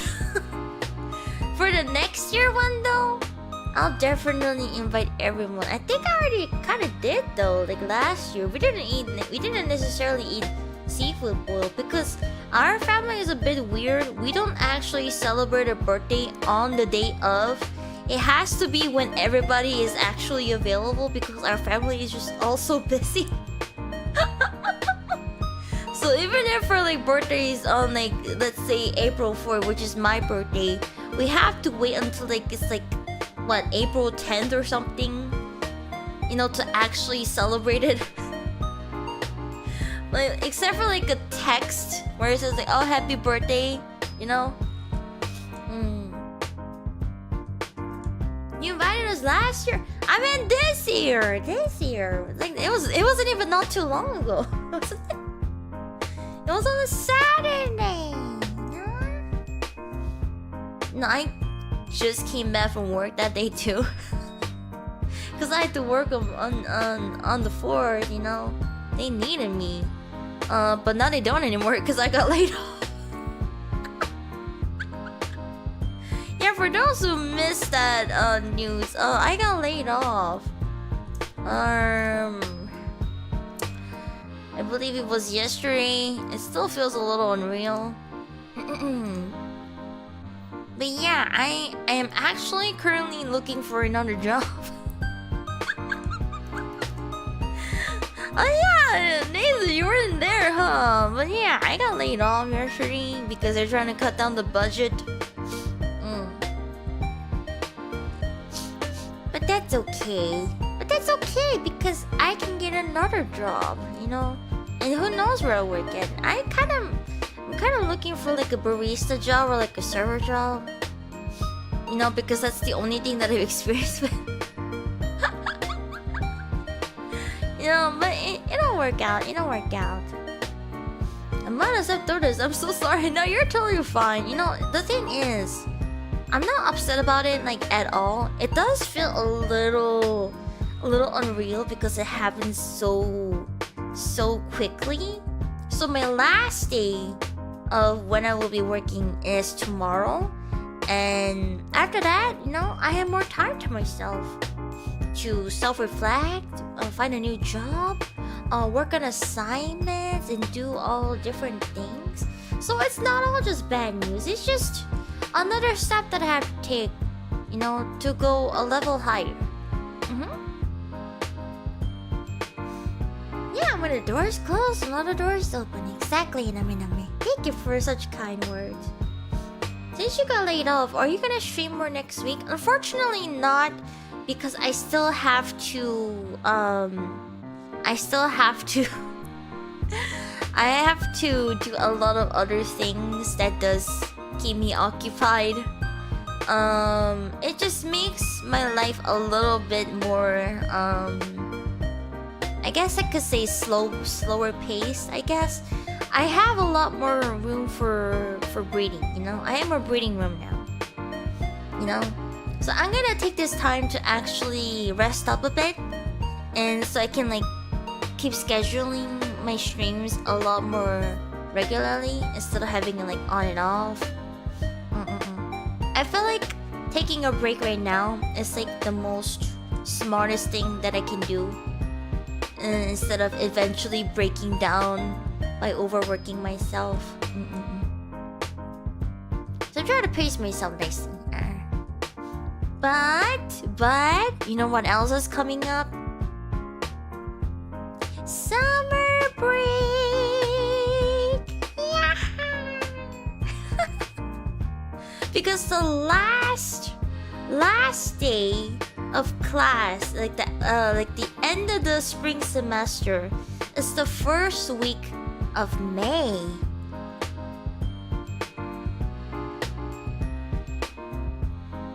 And then the semester, that I'll be busy again with internship is on August, I believe. Like mid-August. And until then, you know, until then, I have a lot more time. Finals week, do not miss that. Yes, I was like kind of thinking of having like the last week of semester off from like streaming, because I have a lot of assignments that are due, like one after another. Like they're very closely due, like because it is a finals week. So I might have to take that week off, but I will be back after that, and I can definitely stream more when the summer semester starts. Yeah. Because then, the only thing that I have to do during summer break is prepare myself for the certification exam, take the certification exam, study for the exam, do the content creation activities, and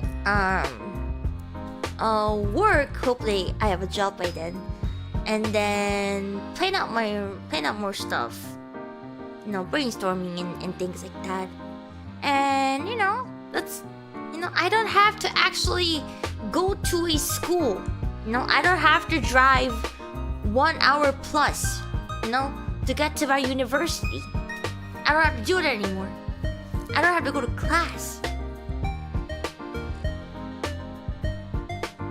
So I'll have a lot more time to actually do what I love the most. God.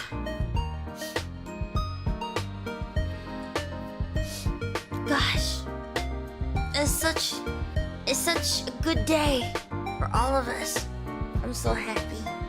Happy. Dun, dun, dun, dun, dun.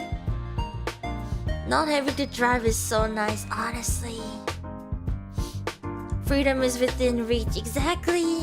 Finally. I can finally be free. And not to mention, the fall semester is actually, I don't have classes to attend to, but I do have full-time internship, in 2 different locations. So I can only stream during evening times, and quite possibly less streaming than how I am doing right now. So probably like 2 times per week it could be. So I am a little bit worried for that, because I don't know how busy I'm going to be during that full-time internship. And I might also have to quit working and like a part-time job during this time too, quite possibly. So yeah, I might just have to stick with like a membership stream, one stream for all the viewers, and then one weekly video as usual. So I am a bit worried about that, but there will be a weekly video for this week as well. It will be out tomorrow. Yeah. I am trying something new as well for this upcoming weekly ASMR video. Man, our Miki is growing so fast. Mama, Daddy, I'm graduating my university. I'm graduating university. I can finally have my diploma. I can finally have a diploma and then have like probably a full-time job. You know, I don't know. I don't think I'm ready for a full-time job just yet. I don't know. It sounds like a lot of responsibility.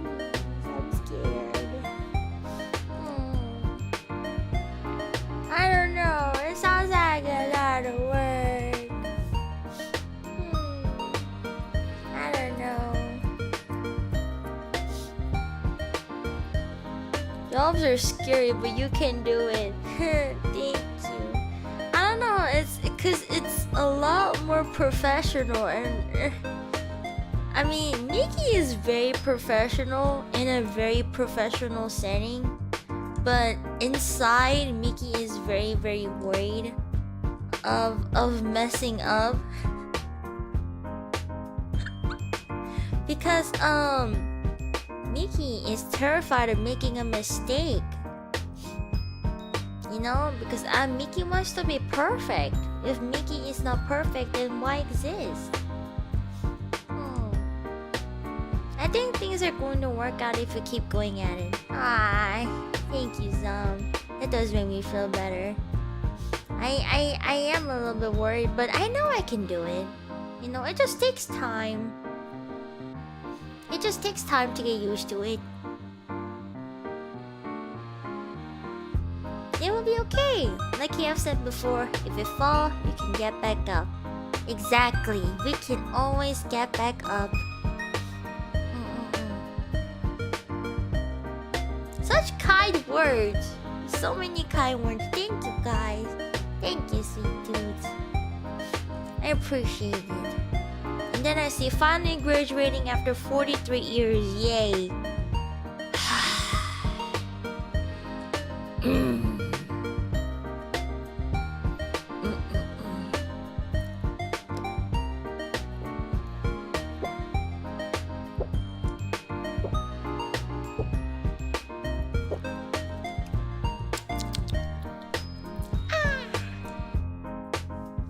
So refreshing. Oh yeah, I forgot about my mashed potato.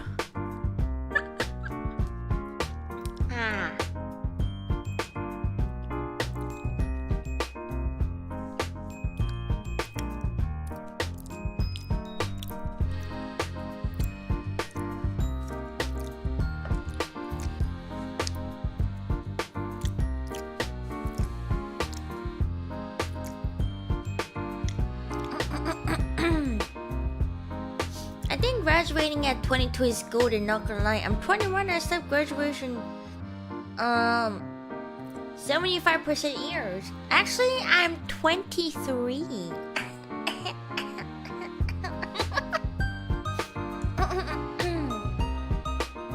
I'm 23. No, remember my my boarding? I'm 23. And honestly, my friend at the university turned 21 not too long ago, and I'm like, how are you in the same sequence as me?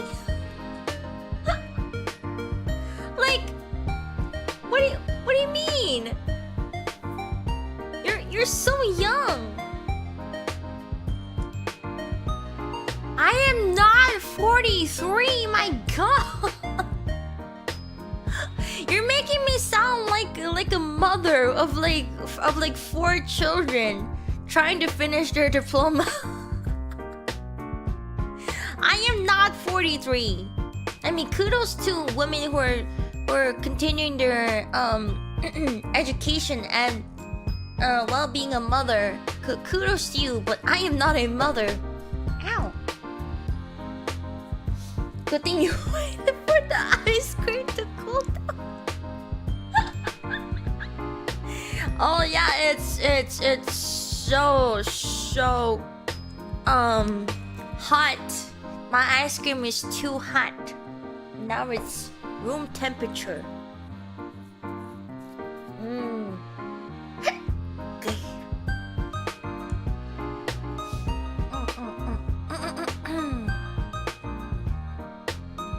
But yeah, so many youngums, you know, being so passionate, kind of overworking themselves too, which I am very, very worried, you know, for them.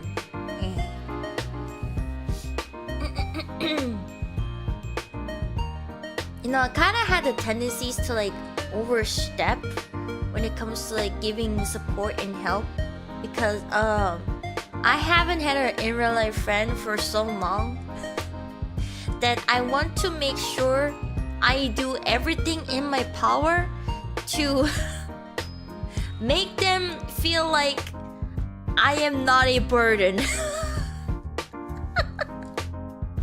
Like I am doing everything in my power to make sure that it is a good idea to keep me as their friend. Like, you did not make a mistake when you befriended me, I swear. Let me prove that. For real? What about the friend in your work, ex-work?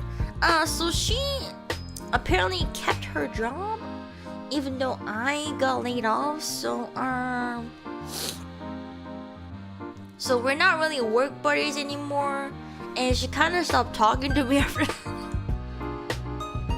So I mean, I'm not the type of person to reach out first too, so but we're still cool. We just don't talk anymore, I guess, you know.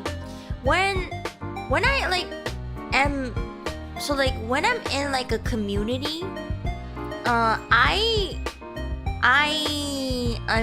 work very closely with the people in that community and very active.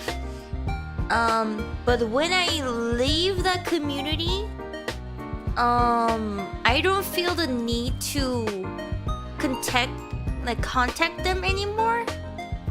Cause I don't know, I just don't really feel the need to.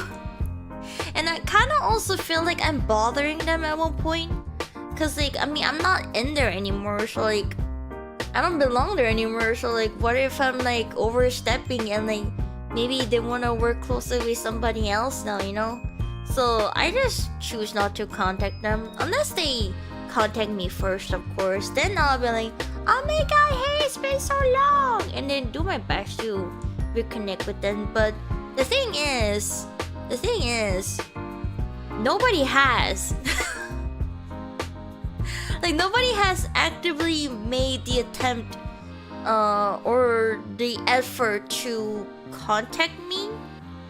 So like, I'm like, okay, so maybe they feel the same way, or maybe they just, I don't know, don't feel the need to. Which is like completely relatable, and also very understandable. I completely respect it, you know. You're missing on not being friends with Miki. I get you, but like, you should also try to talk to them if you want to. I do, but not to the point of me wanting to contact them initially, because I try my best, you know. I gave my all. I tried my best when I was with them, and if they don't want to make the effort to try to contact me back, then you know, I'm not gonna go out of my way to contact them first, you know, I also got things to do. I'm a very busy gal, you know. I'm not going to try to contact the person that will not make the effort as much as I would do, you know. It's not necessary. What if they're the type of people not to reach out first too? The thing is, I am also that kind of person, but if I want to make a connection with them, then I will make the effort to make the first message. So if they don't want to, then they don't have to. You know, it's not a big deal or anything. I just contact them if, you know, even if like me myself as a person is not the type of person to reach out first to, but if I truly wanted to, I do. I still do. I try to contact like the people that I want to work with, to make a connection with first. And sometimes I get a response, like most of the time I get a response, but very rarely I don't, which is completely fine. But if you really wanted to, you make the effort to, you know. It all comes down to how much you're willing to put in for the person, you know. I don't know. Just feels like that sometimes. The first message is always the scariest. I do agree, but when you break that barrier, and it's really not as scary as you thought. It's just like the first message that kind of like, because you don't know how that person is like, you know. But after that message is sent and you get your first response, then that's when you like know how this person, like the texting style is, how they respond, the tone of their voice. And that's really easy to grasp on. So after that, it's just easy peasy from there, you know. Yep, same. If I'm the one that's always initiating conversation, then I'll eventually burn out and stop trying. Yeah, and that's unfortunately how that goes. But hey, friendship goes both ways, and with like professional settings too, you know. And who knows, they might be truly actually busy, and maybe right now is not the best time to contact them right now. And when they actually get the time, or in a better like a mental state, maybe they'll contact you first. It's not a big deal or anything. It just all comes to availability. I think that's the main thing that I'm trying to get at. Availability. Because I'm also there's a point at life that I shut down like completely at one point, and contacting me was very impossible. And this was like years back, you know, like years back when I was in like high school or something. So like I shut down and didn't talk to a single person, and I just really needed to have that moment of solitude first, and then come back and then reconnect with people. And most of the time they'll be willing to reconnect back to you, and you know they're most of the time they're more than willing to, like, if you explain yourself and be honest about it. That's the key point, being honest. Like, this has happened, I was feeling this way, I was not in the state of mind to be contacted, I was not in a good place. However, I am in a better place now, and I would like to reconnect with you. Would you like to? Never force them to. Suggest the idea. Suggest the idea. You know? Would you like to reconnect? Would you like to be friends with me again? You know? It goes like that most of the time.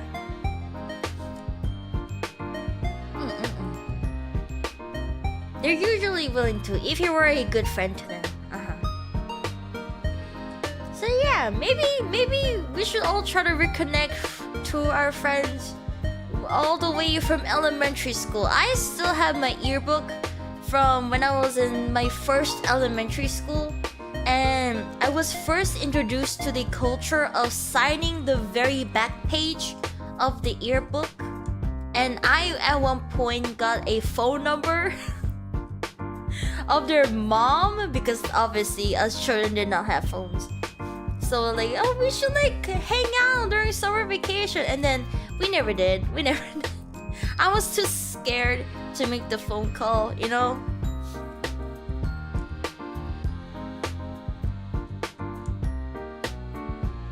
But who knows? Maybe we should look back to our yearbook and then make that one phone call that we never could before. You never know. I still keep in touch with a couple friends from high school. See, you know, that's actually really cool. And like, I've seen people like that, they were like best friends ever since like elementary school, and they're still friends now. And I'm like, wow, that's like, how much of a deep relationship do you have to be in to continue that, you know, dynamic, you know? Oh my god, I am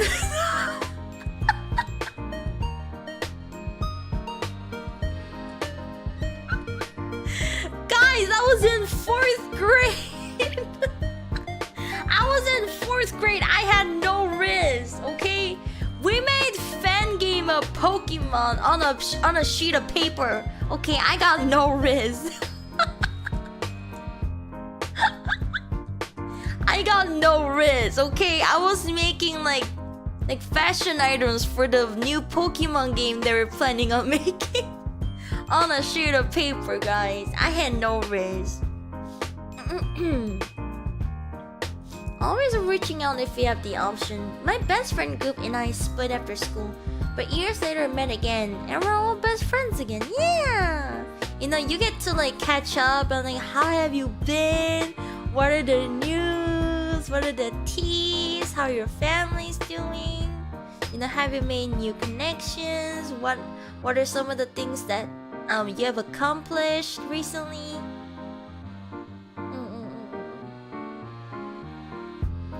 Even so, you can show how much risk you have. Flirt with their mom, Miki, you must. Guys! They probably changed their phone number though, is the thing. It's been like years, man. I'm talking like, I can't do math. Like 8 years? 9, 10, 8 or 10 years. They probably switched their phone number.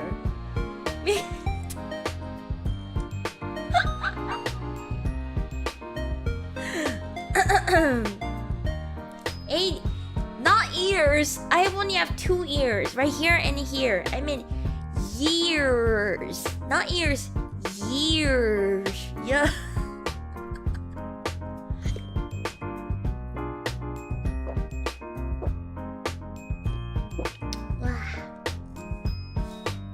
You never know unless you call. I'm not calling them. I am not calling them. Even though I said all that beautiful speech about reconnection, I will not be calling them. I don't feel the need to. Hey baby mama, this is Miki Kokoa from 4th grade. Wanna get to know each other? I already know about your son, so maybe we should get to know each other. Instead, get to know me. Let me show you my Pokemon fan game collection. I can draw better now. Look at this Pokemon hat that I draw. I draw like on like a sheet of paper. Not even like a blank sheet of paper, but like a lined paper, like a notebook that you use for like school. I draw like 4 squares, and then I put like different like fashion. Because back then you couldn't customize your Pokemon trainer character in your Nintendo Pokemon game, and we were thinking like, what, wouldn't it be cool if it can make a Pokemon game with like like different hats and like different clothing styles and like facial like facial, like different facial what's it called, features, and you can change the height and like how you look like, you know.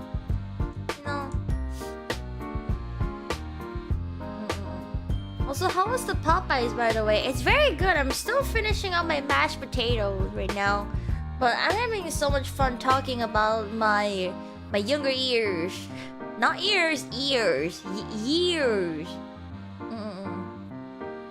Miki from elementary school wants to play Power Rangers.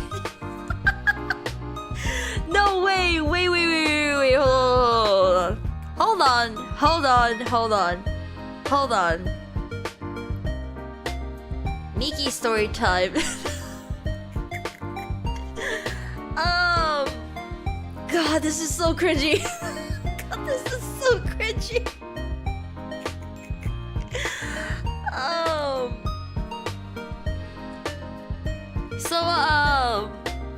You guys know Real Flame, right?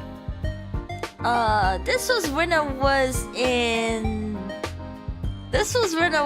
middle school. Oh no, I always wanted to be the red one. I love red. Because right now, like the heroes and the main characters will always be like red.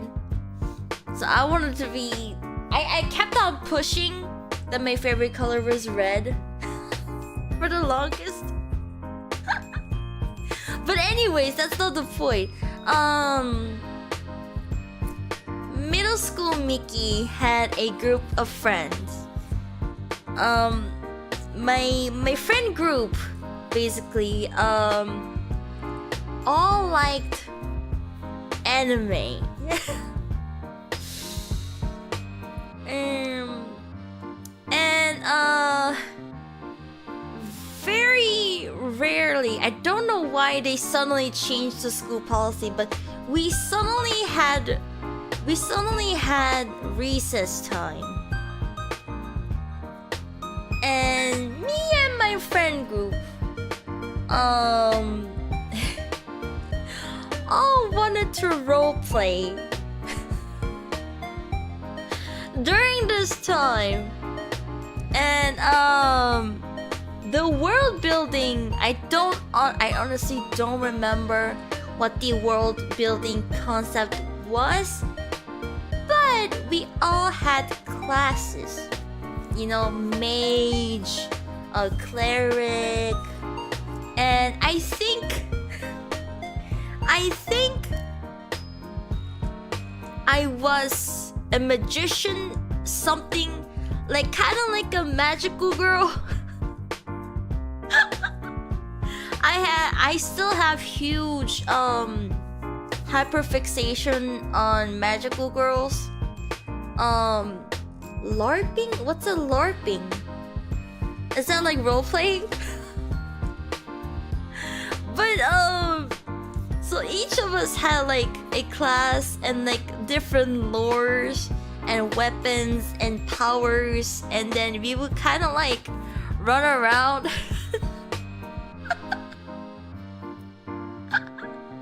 And then we would like build like live action roleplay. Are you serious? That's a thing? Wait. I want to LARP. I want to LARP. I want to do LARPing. I want to LARP. I still miss it. LARP is the hardcore roleplay, like those... A what? Okay, I don't know about that one. I don't want to get into that one. But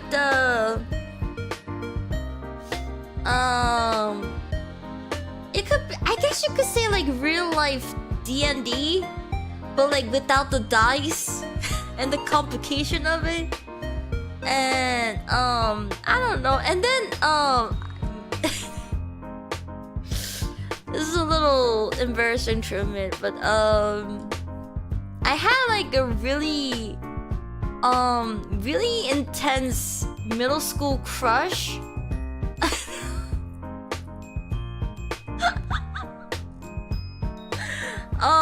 It was so intense that I memorized his entire schedule And then would also plan out my routine to be close, at least like from a distance, so I can at least see that he still exists. I knew someone was gonna say that. But we never actually talked or anything. He like that's actually like the weird thing, that he tried to talk to me more than I tried to talk to him. I never tried to talk to him. Like middle school Miki was too shy, but still very intense. So she followed him very closely, but never actually interacted with him, and she was fine like that. She didn't mind this. She was still happy, but he tried to talk to me more. And then this also happened. He tried to talk to me during while I was trying to roleplay.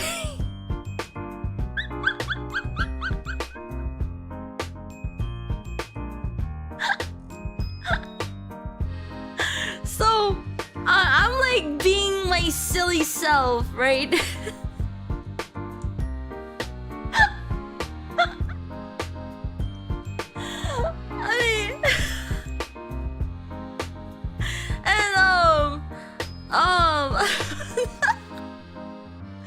While I was like casting my magical girl spell on an enemy, like freaking pirika pirira no popori na pepero to, he was like, "Hey, what are you doing?"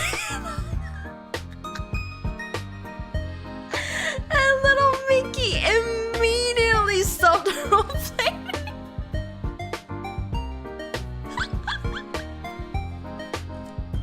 She returned back to reality, you know? No more roleplay, just back to reality.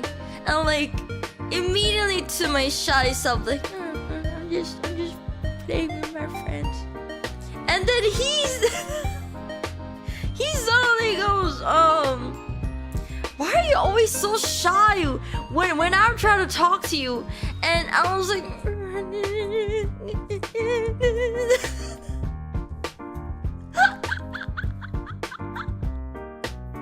and then I had to switch to another high school because my family had to move again. So, you know, to that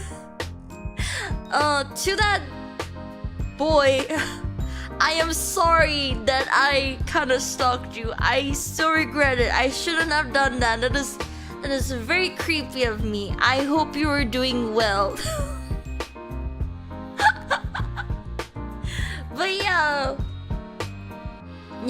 we had to move to a completely different city, so yeah.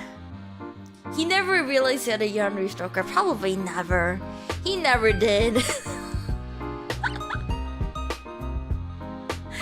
And I did hear this when I was going back home, like a later day. A friend of mine that rides the same bus as me came to talk to me that he actually has a crush on me. But I never actually did anything, and neither did he. So I guess it was just like a happening, you know, like a childhood thing, you know.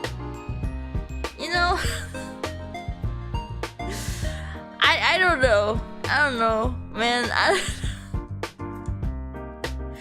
don't know. Just a middle school thing, full of hormones. Miki fumbled the bag, bro. No. Look, little Miki had no wrist. She was so shy, and I'm so am. Honestly, I don't know how to talk to boys when they're like right in front of me physically. Like, I kind of tend to like avoid eye contact. I'm like, Can I get you anything else? Cause I mean, like all of just it makes me nervous, and I want to try to avoid interruption as much as possible because I look really stupid. I look very stupid. But hey, I won't be serving anymore, so. Hi, Kotan! Kotan! I miss you! How are you doing? How are you enjoying the bento? You're really salty, and honestly, it's like 7 out of 10. It's not the best. But how about you, Kota? Have you eaten anything yet? Have you eaten a good meal? You know, having a good meal is very important, you know. Gotta have that calories in. Miki can't cast spells on your customers. What kind of spells? Curse spells maybe, because there's so many mean ones. But I don't have to see them anymore. I'm gonna work somewhere else, so I don't have to see those people anymore. But yeah, I hope you've been doing well, Kotan. I miss you very much. We should talk again. We didn't get to speak that much, and I would love to. I hope you've been doing well. By the way, I have not finished my mashed potato for like the longest. I need to finish my mashed potato. I only took like what, 2 bites? And that's it. No, not even 2. Have I only taken 1 bite? Is that it? Well, let me finish it. Hold on. Let me take a big bite. Wow.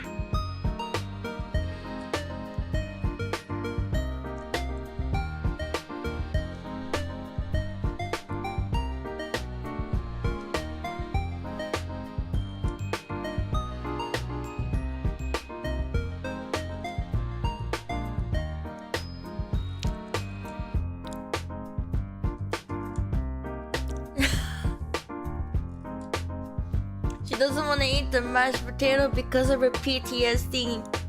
Yum, the brown gravy PTSD. But it's okay, I overcame it. I like brown gravies now. I'm an adult. I think it is true when they say their taste buds change when you grow up a bit more, you know? I mean, I still can't eat certain vegetables, but I used to be much more pickier than I am now.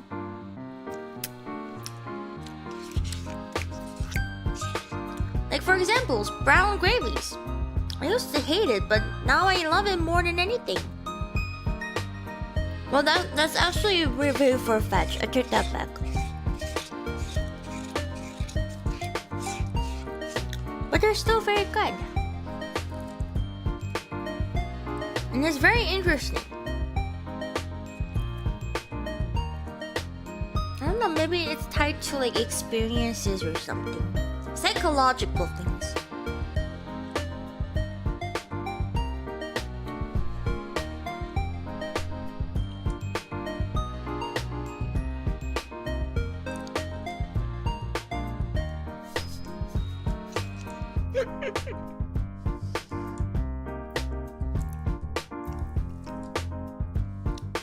From mashed potatoes to picking up monks to being yandere. What a wild ride! I don't know! And I'm not really good at storytelling, so it can be a wild ride. I'm sorry if I confused any of you guys. That was not my intention. Is the brown gravy still in this room with this Miki? It is actually. It's in my hand right now. And it's also Cajun flavored as well. This is nice. This is great.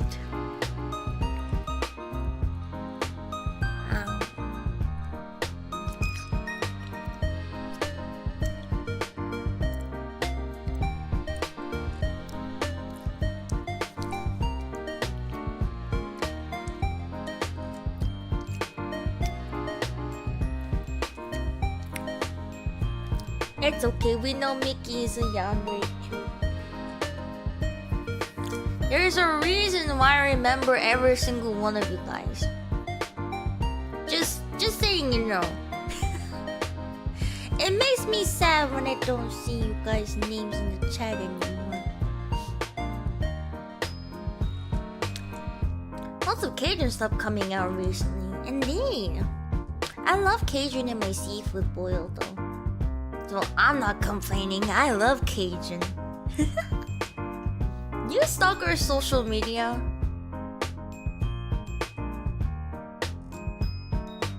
Sometimes.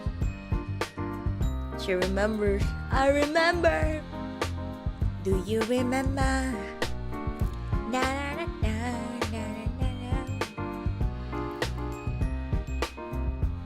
She knows your address, just haven't told you any of it. Yeah, I know you live in a house under a rooftop.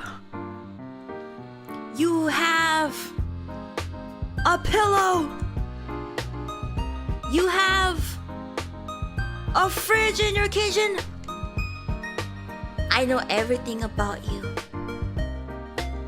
I know everything.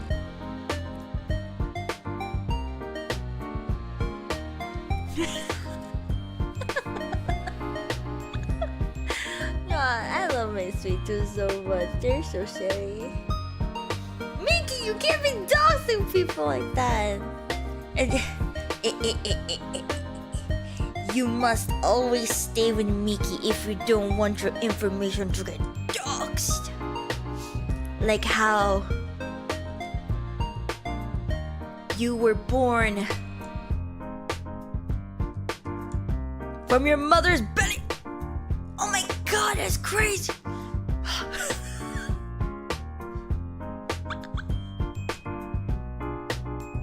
You can also... I don't know what you guys can do actually. You guys can listen to my voice. Oh my god! Miki has positive dislike for me, but any attention is good attention. No, I love all my sweet tooth. That includes you, Matt.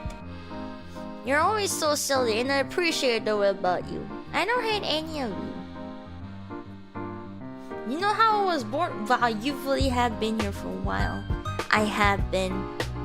Did you know that the crane that took you in is named Terry? Did you know that? I even know the name of the crane bird that brought you here as a baby. Good work, Terry. Good work. What am I saying? You can't stalk us? Old people don't know how to use social media besides me. I know how to use Twitter. You know, I'm getting the hang of it. No, not Terry! Terry, my good boy. Yeah. Miki is beautiful, but she also has cold potatoes. I know. Not just my mashed potatoes, but also my French fries too. That one is also potatoes. I love potatoes. I love all food made with potatoes. Potatoes, potatoes.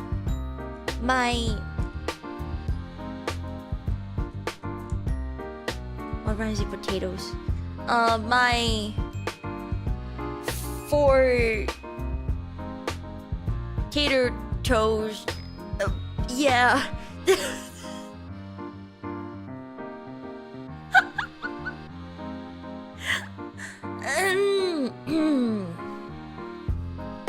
Anyways, honestly,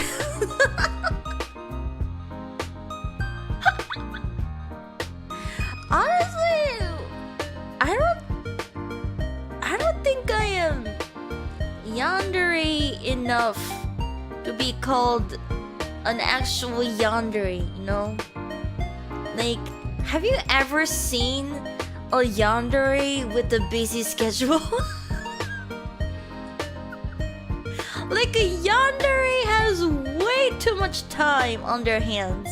You know, they got nothing else going on in their life.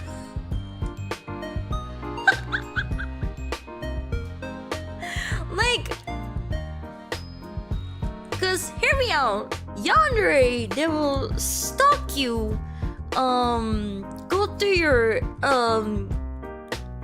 internet history or something, your phone, whatever, and then they also have to plant cameras in your room or something and stalk said cameras, which is probably like what? Like a good old full-time job, you know?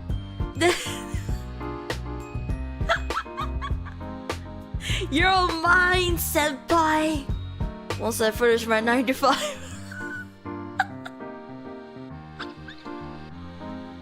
Like, how do you have a job, a stable income, have enough food, have a place to stay, while also stalking your loved ones for a very long time and making sure you can freaking kidnap your loved ones or even approach them? Like, what kind of time, like what kind of free time do you have to be able to do all that, you know?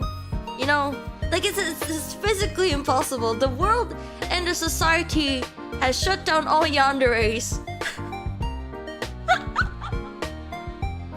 It's physically impossible. It's impossible, I tell you.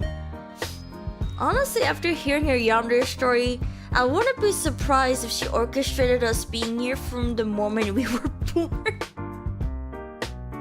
After all, she's like 156.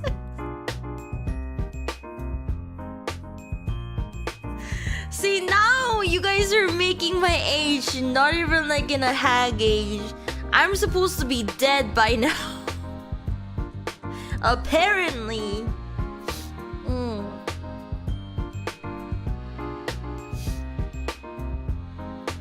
This sounds like a cute and funny manga. I stalked my future husband while working a full-time job. Honestly, I feel like they should make that into a manga. You know, like a one-shot manga. Like a really exhausting job too. Or better yet, maybe they're working as like a cafe server and like their loved one is like a frequent customer. Maybe that's when they use like the time to like actually stalk them. But has to go back to their 9 to 5, you know.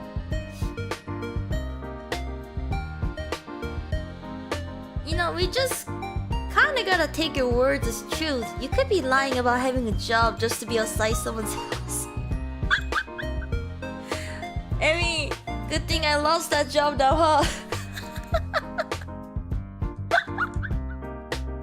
Have you finished your meal, Miki? It's been 3 hours. Not yet, but I'm very close to finishing it, at least.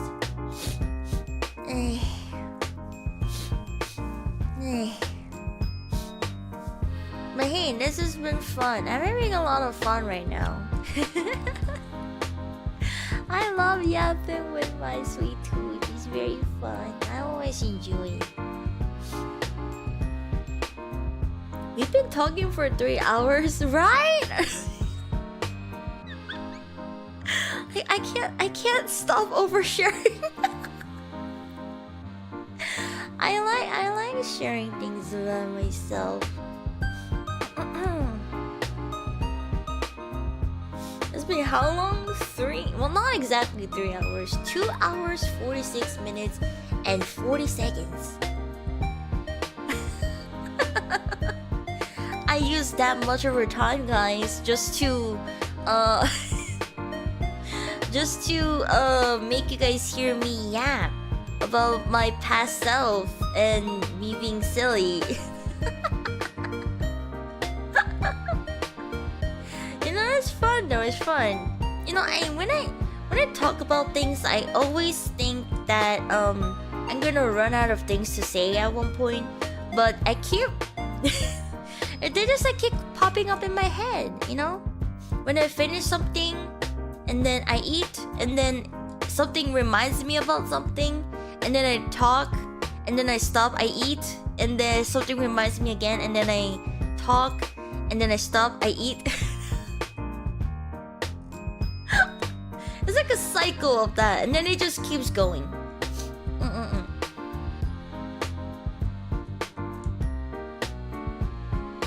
3 hours just to eat a meal is absolutely insane. Hey! It's because Miki has a lot of things to say. You know, Miki didn't get to see you for like a whole day. You know?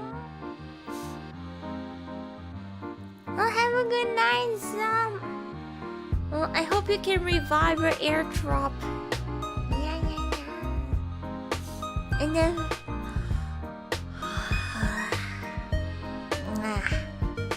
and it's tiring, I'm not gonna lie. I am tired. But hey, one more day. One more day. And my work is done.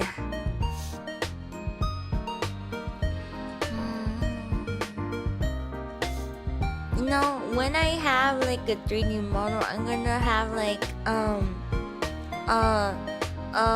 save next to Miki stream so I can just take a nap. I love taking naps.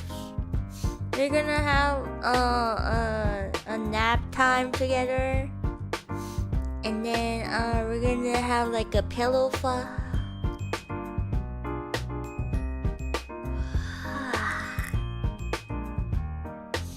A pillow fight, and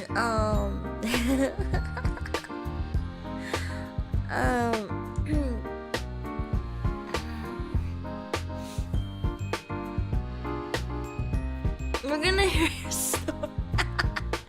See, that's the thing that is kind of like stopping me from having like a sleeping stream, you know?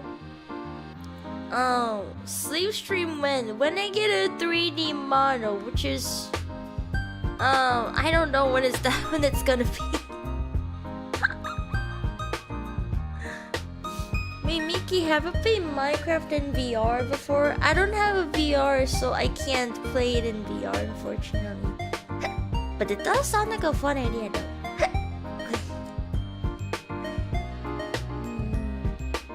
Oh my god, another save stream to fuel my soul. With every save stream I watch makes me stronger. We can like have a sleepover all together, and then we can like fall asleep. Miki falls asleep and reset your credit cards. 3, 2, 1, 0. CVV is 5, 6, 9. Valid through March 32. And then your guys are gonna be like, write it down. Write it down. And then I wake up and then I see my bank statements being like minus $12,000.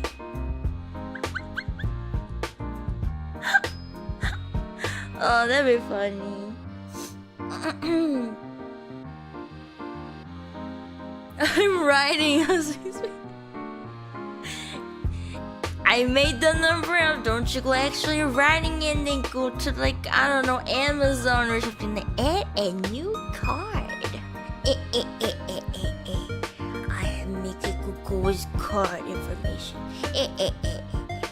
Time to commit fraud. What would we even spend 12k on?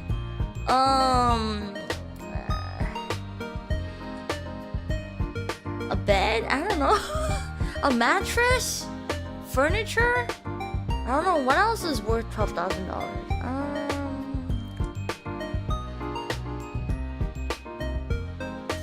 A PC? A house? Yeah, a house. Maybe you guys bought a house. Furries.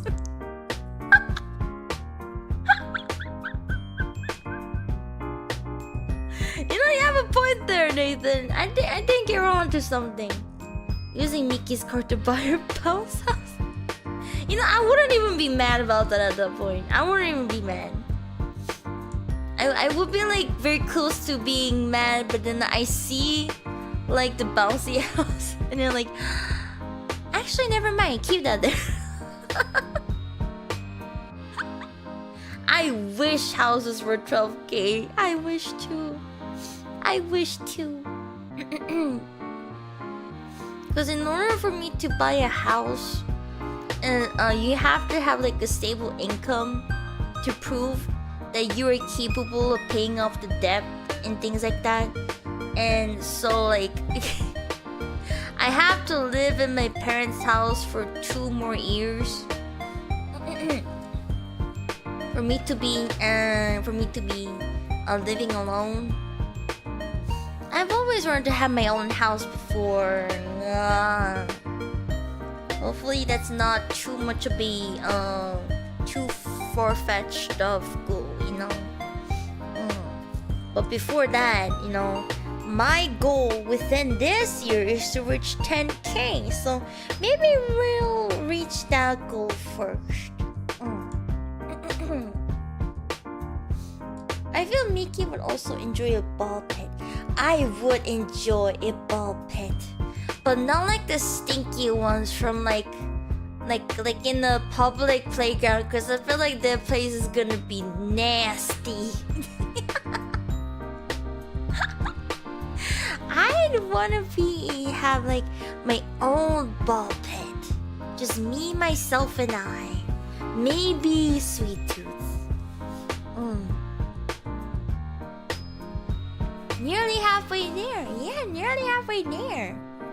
We're almost at 5K actually, which I'm actually very surprised. I didn't thought I'd actually reach that number until like middle of like June or something, cause I was expecting a lot less like slower growth. But hey, no, it's working. Welcome back, Zan. It's not too far-fetched depending where you are. With the help of staying at home, definitely doable. Yeah, absolutely. That's why mom wants me to stay at home for 2 years and then help me buy like a house or something. I saw Sleep Trip. Are we having Sleep Trip? No, not yet. It's like in the distant future when I have a 3D model. Yeah. Cause I don't know, it will look really awkward if I do a 2D. And I actually want to have like an environment map where we can actually like circle around and like have a pillow fight. And like VR chat or something, I don't know. You can have like a really fun time. It's all theoretical at this point, yeah. Unfortunately, but hopefully soon. Within next year. And I still don't know how to work with 3D models too. So, who knows?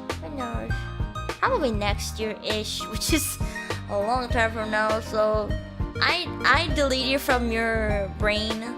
And then just be surprised when I bring up the idea when it's actually doable. So you don't torture yourself, you know, right now. I am a little bit nervous about it because I feel like I'm going to snore like really loudly. I am very scared. I don't want to be like a really loud snorer. I am very nervous about that. The louder the better. No, what if it's like really embarrassing?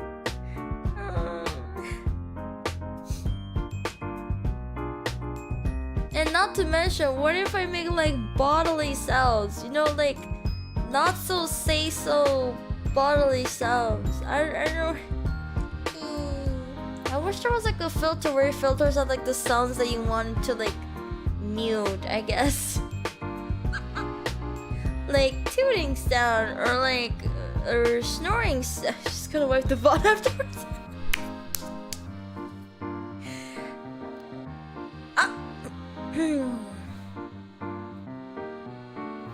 She's gonna wipe the butt afterwards. I probably will. I am probably gonna like private it after it is over. Probably will. I don't think you need a 30 mode to have a safe stream. I mean, you had one already. Yes, but I was very far away from my mic, and because you know I can't sleep on my chair, unfortunately. And I want to actually have a sleepover, you know, like where it's like interactable, where it actually feels like we're together in the same room, you know. But tummy sounds and like other bodily sounds is very different. Tummy sound is, you know, just rumbling, and then snoring sound can be really different.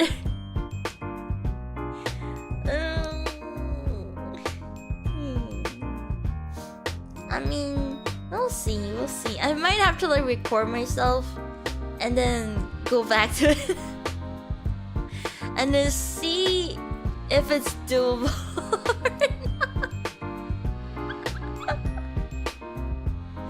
or not. We'll see.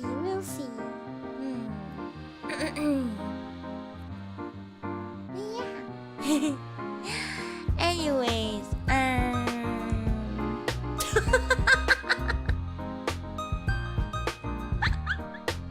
you know, that actually made me feel a lot better if you guys did.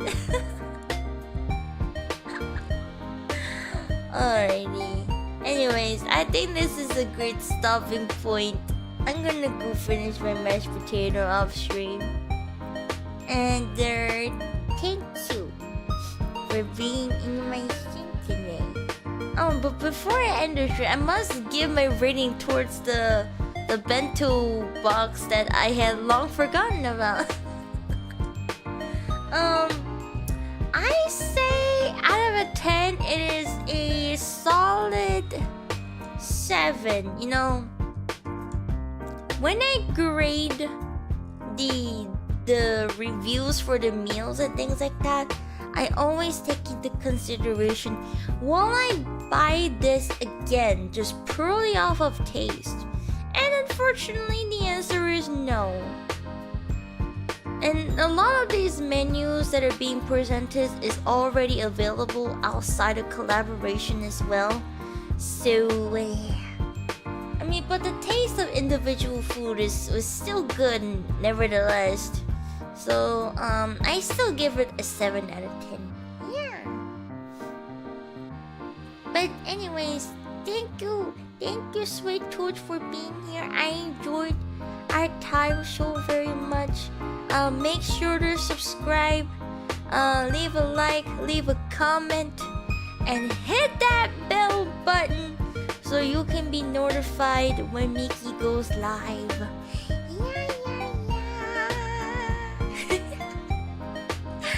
Alrighty, Sweet Tooths. I'm gonna finish my mashed potato and finish some other things that needs to be finished. And then we'll be heading to bed. Have a crunchy night, guys.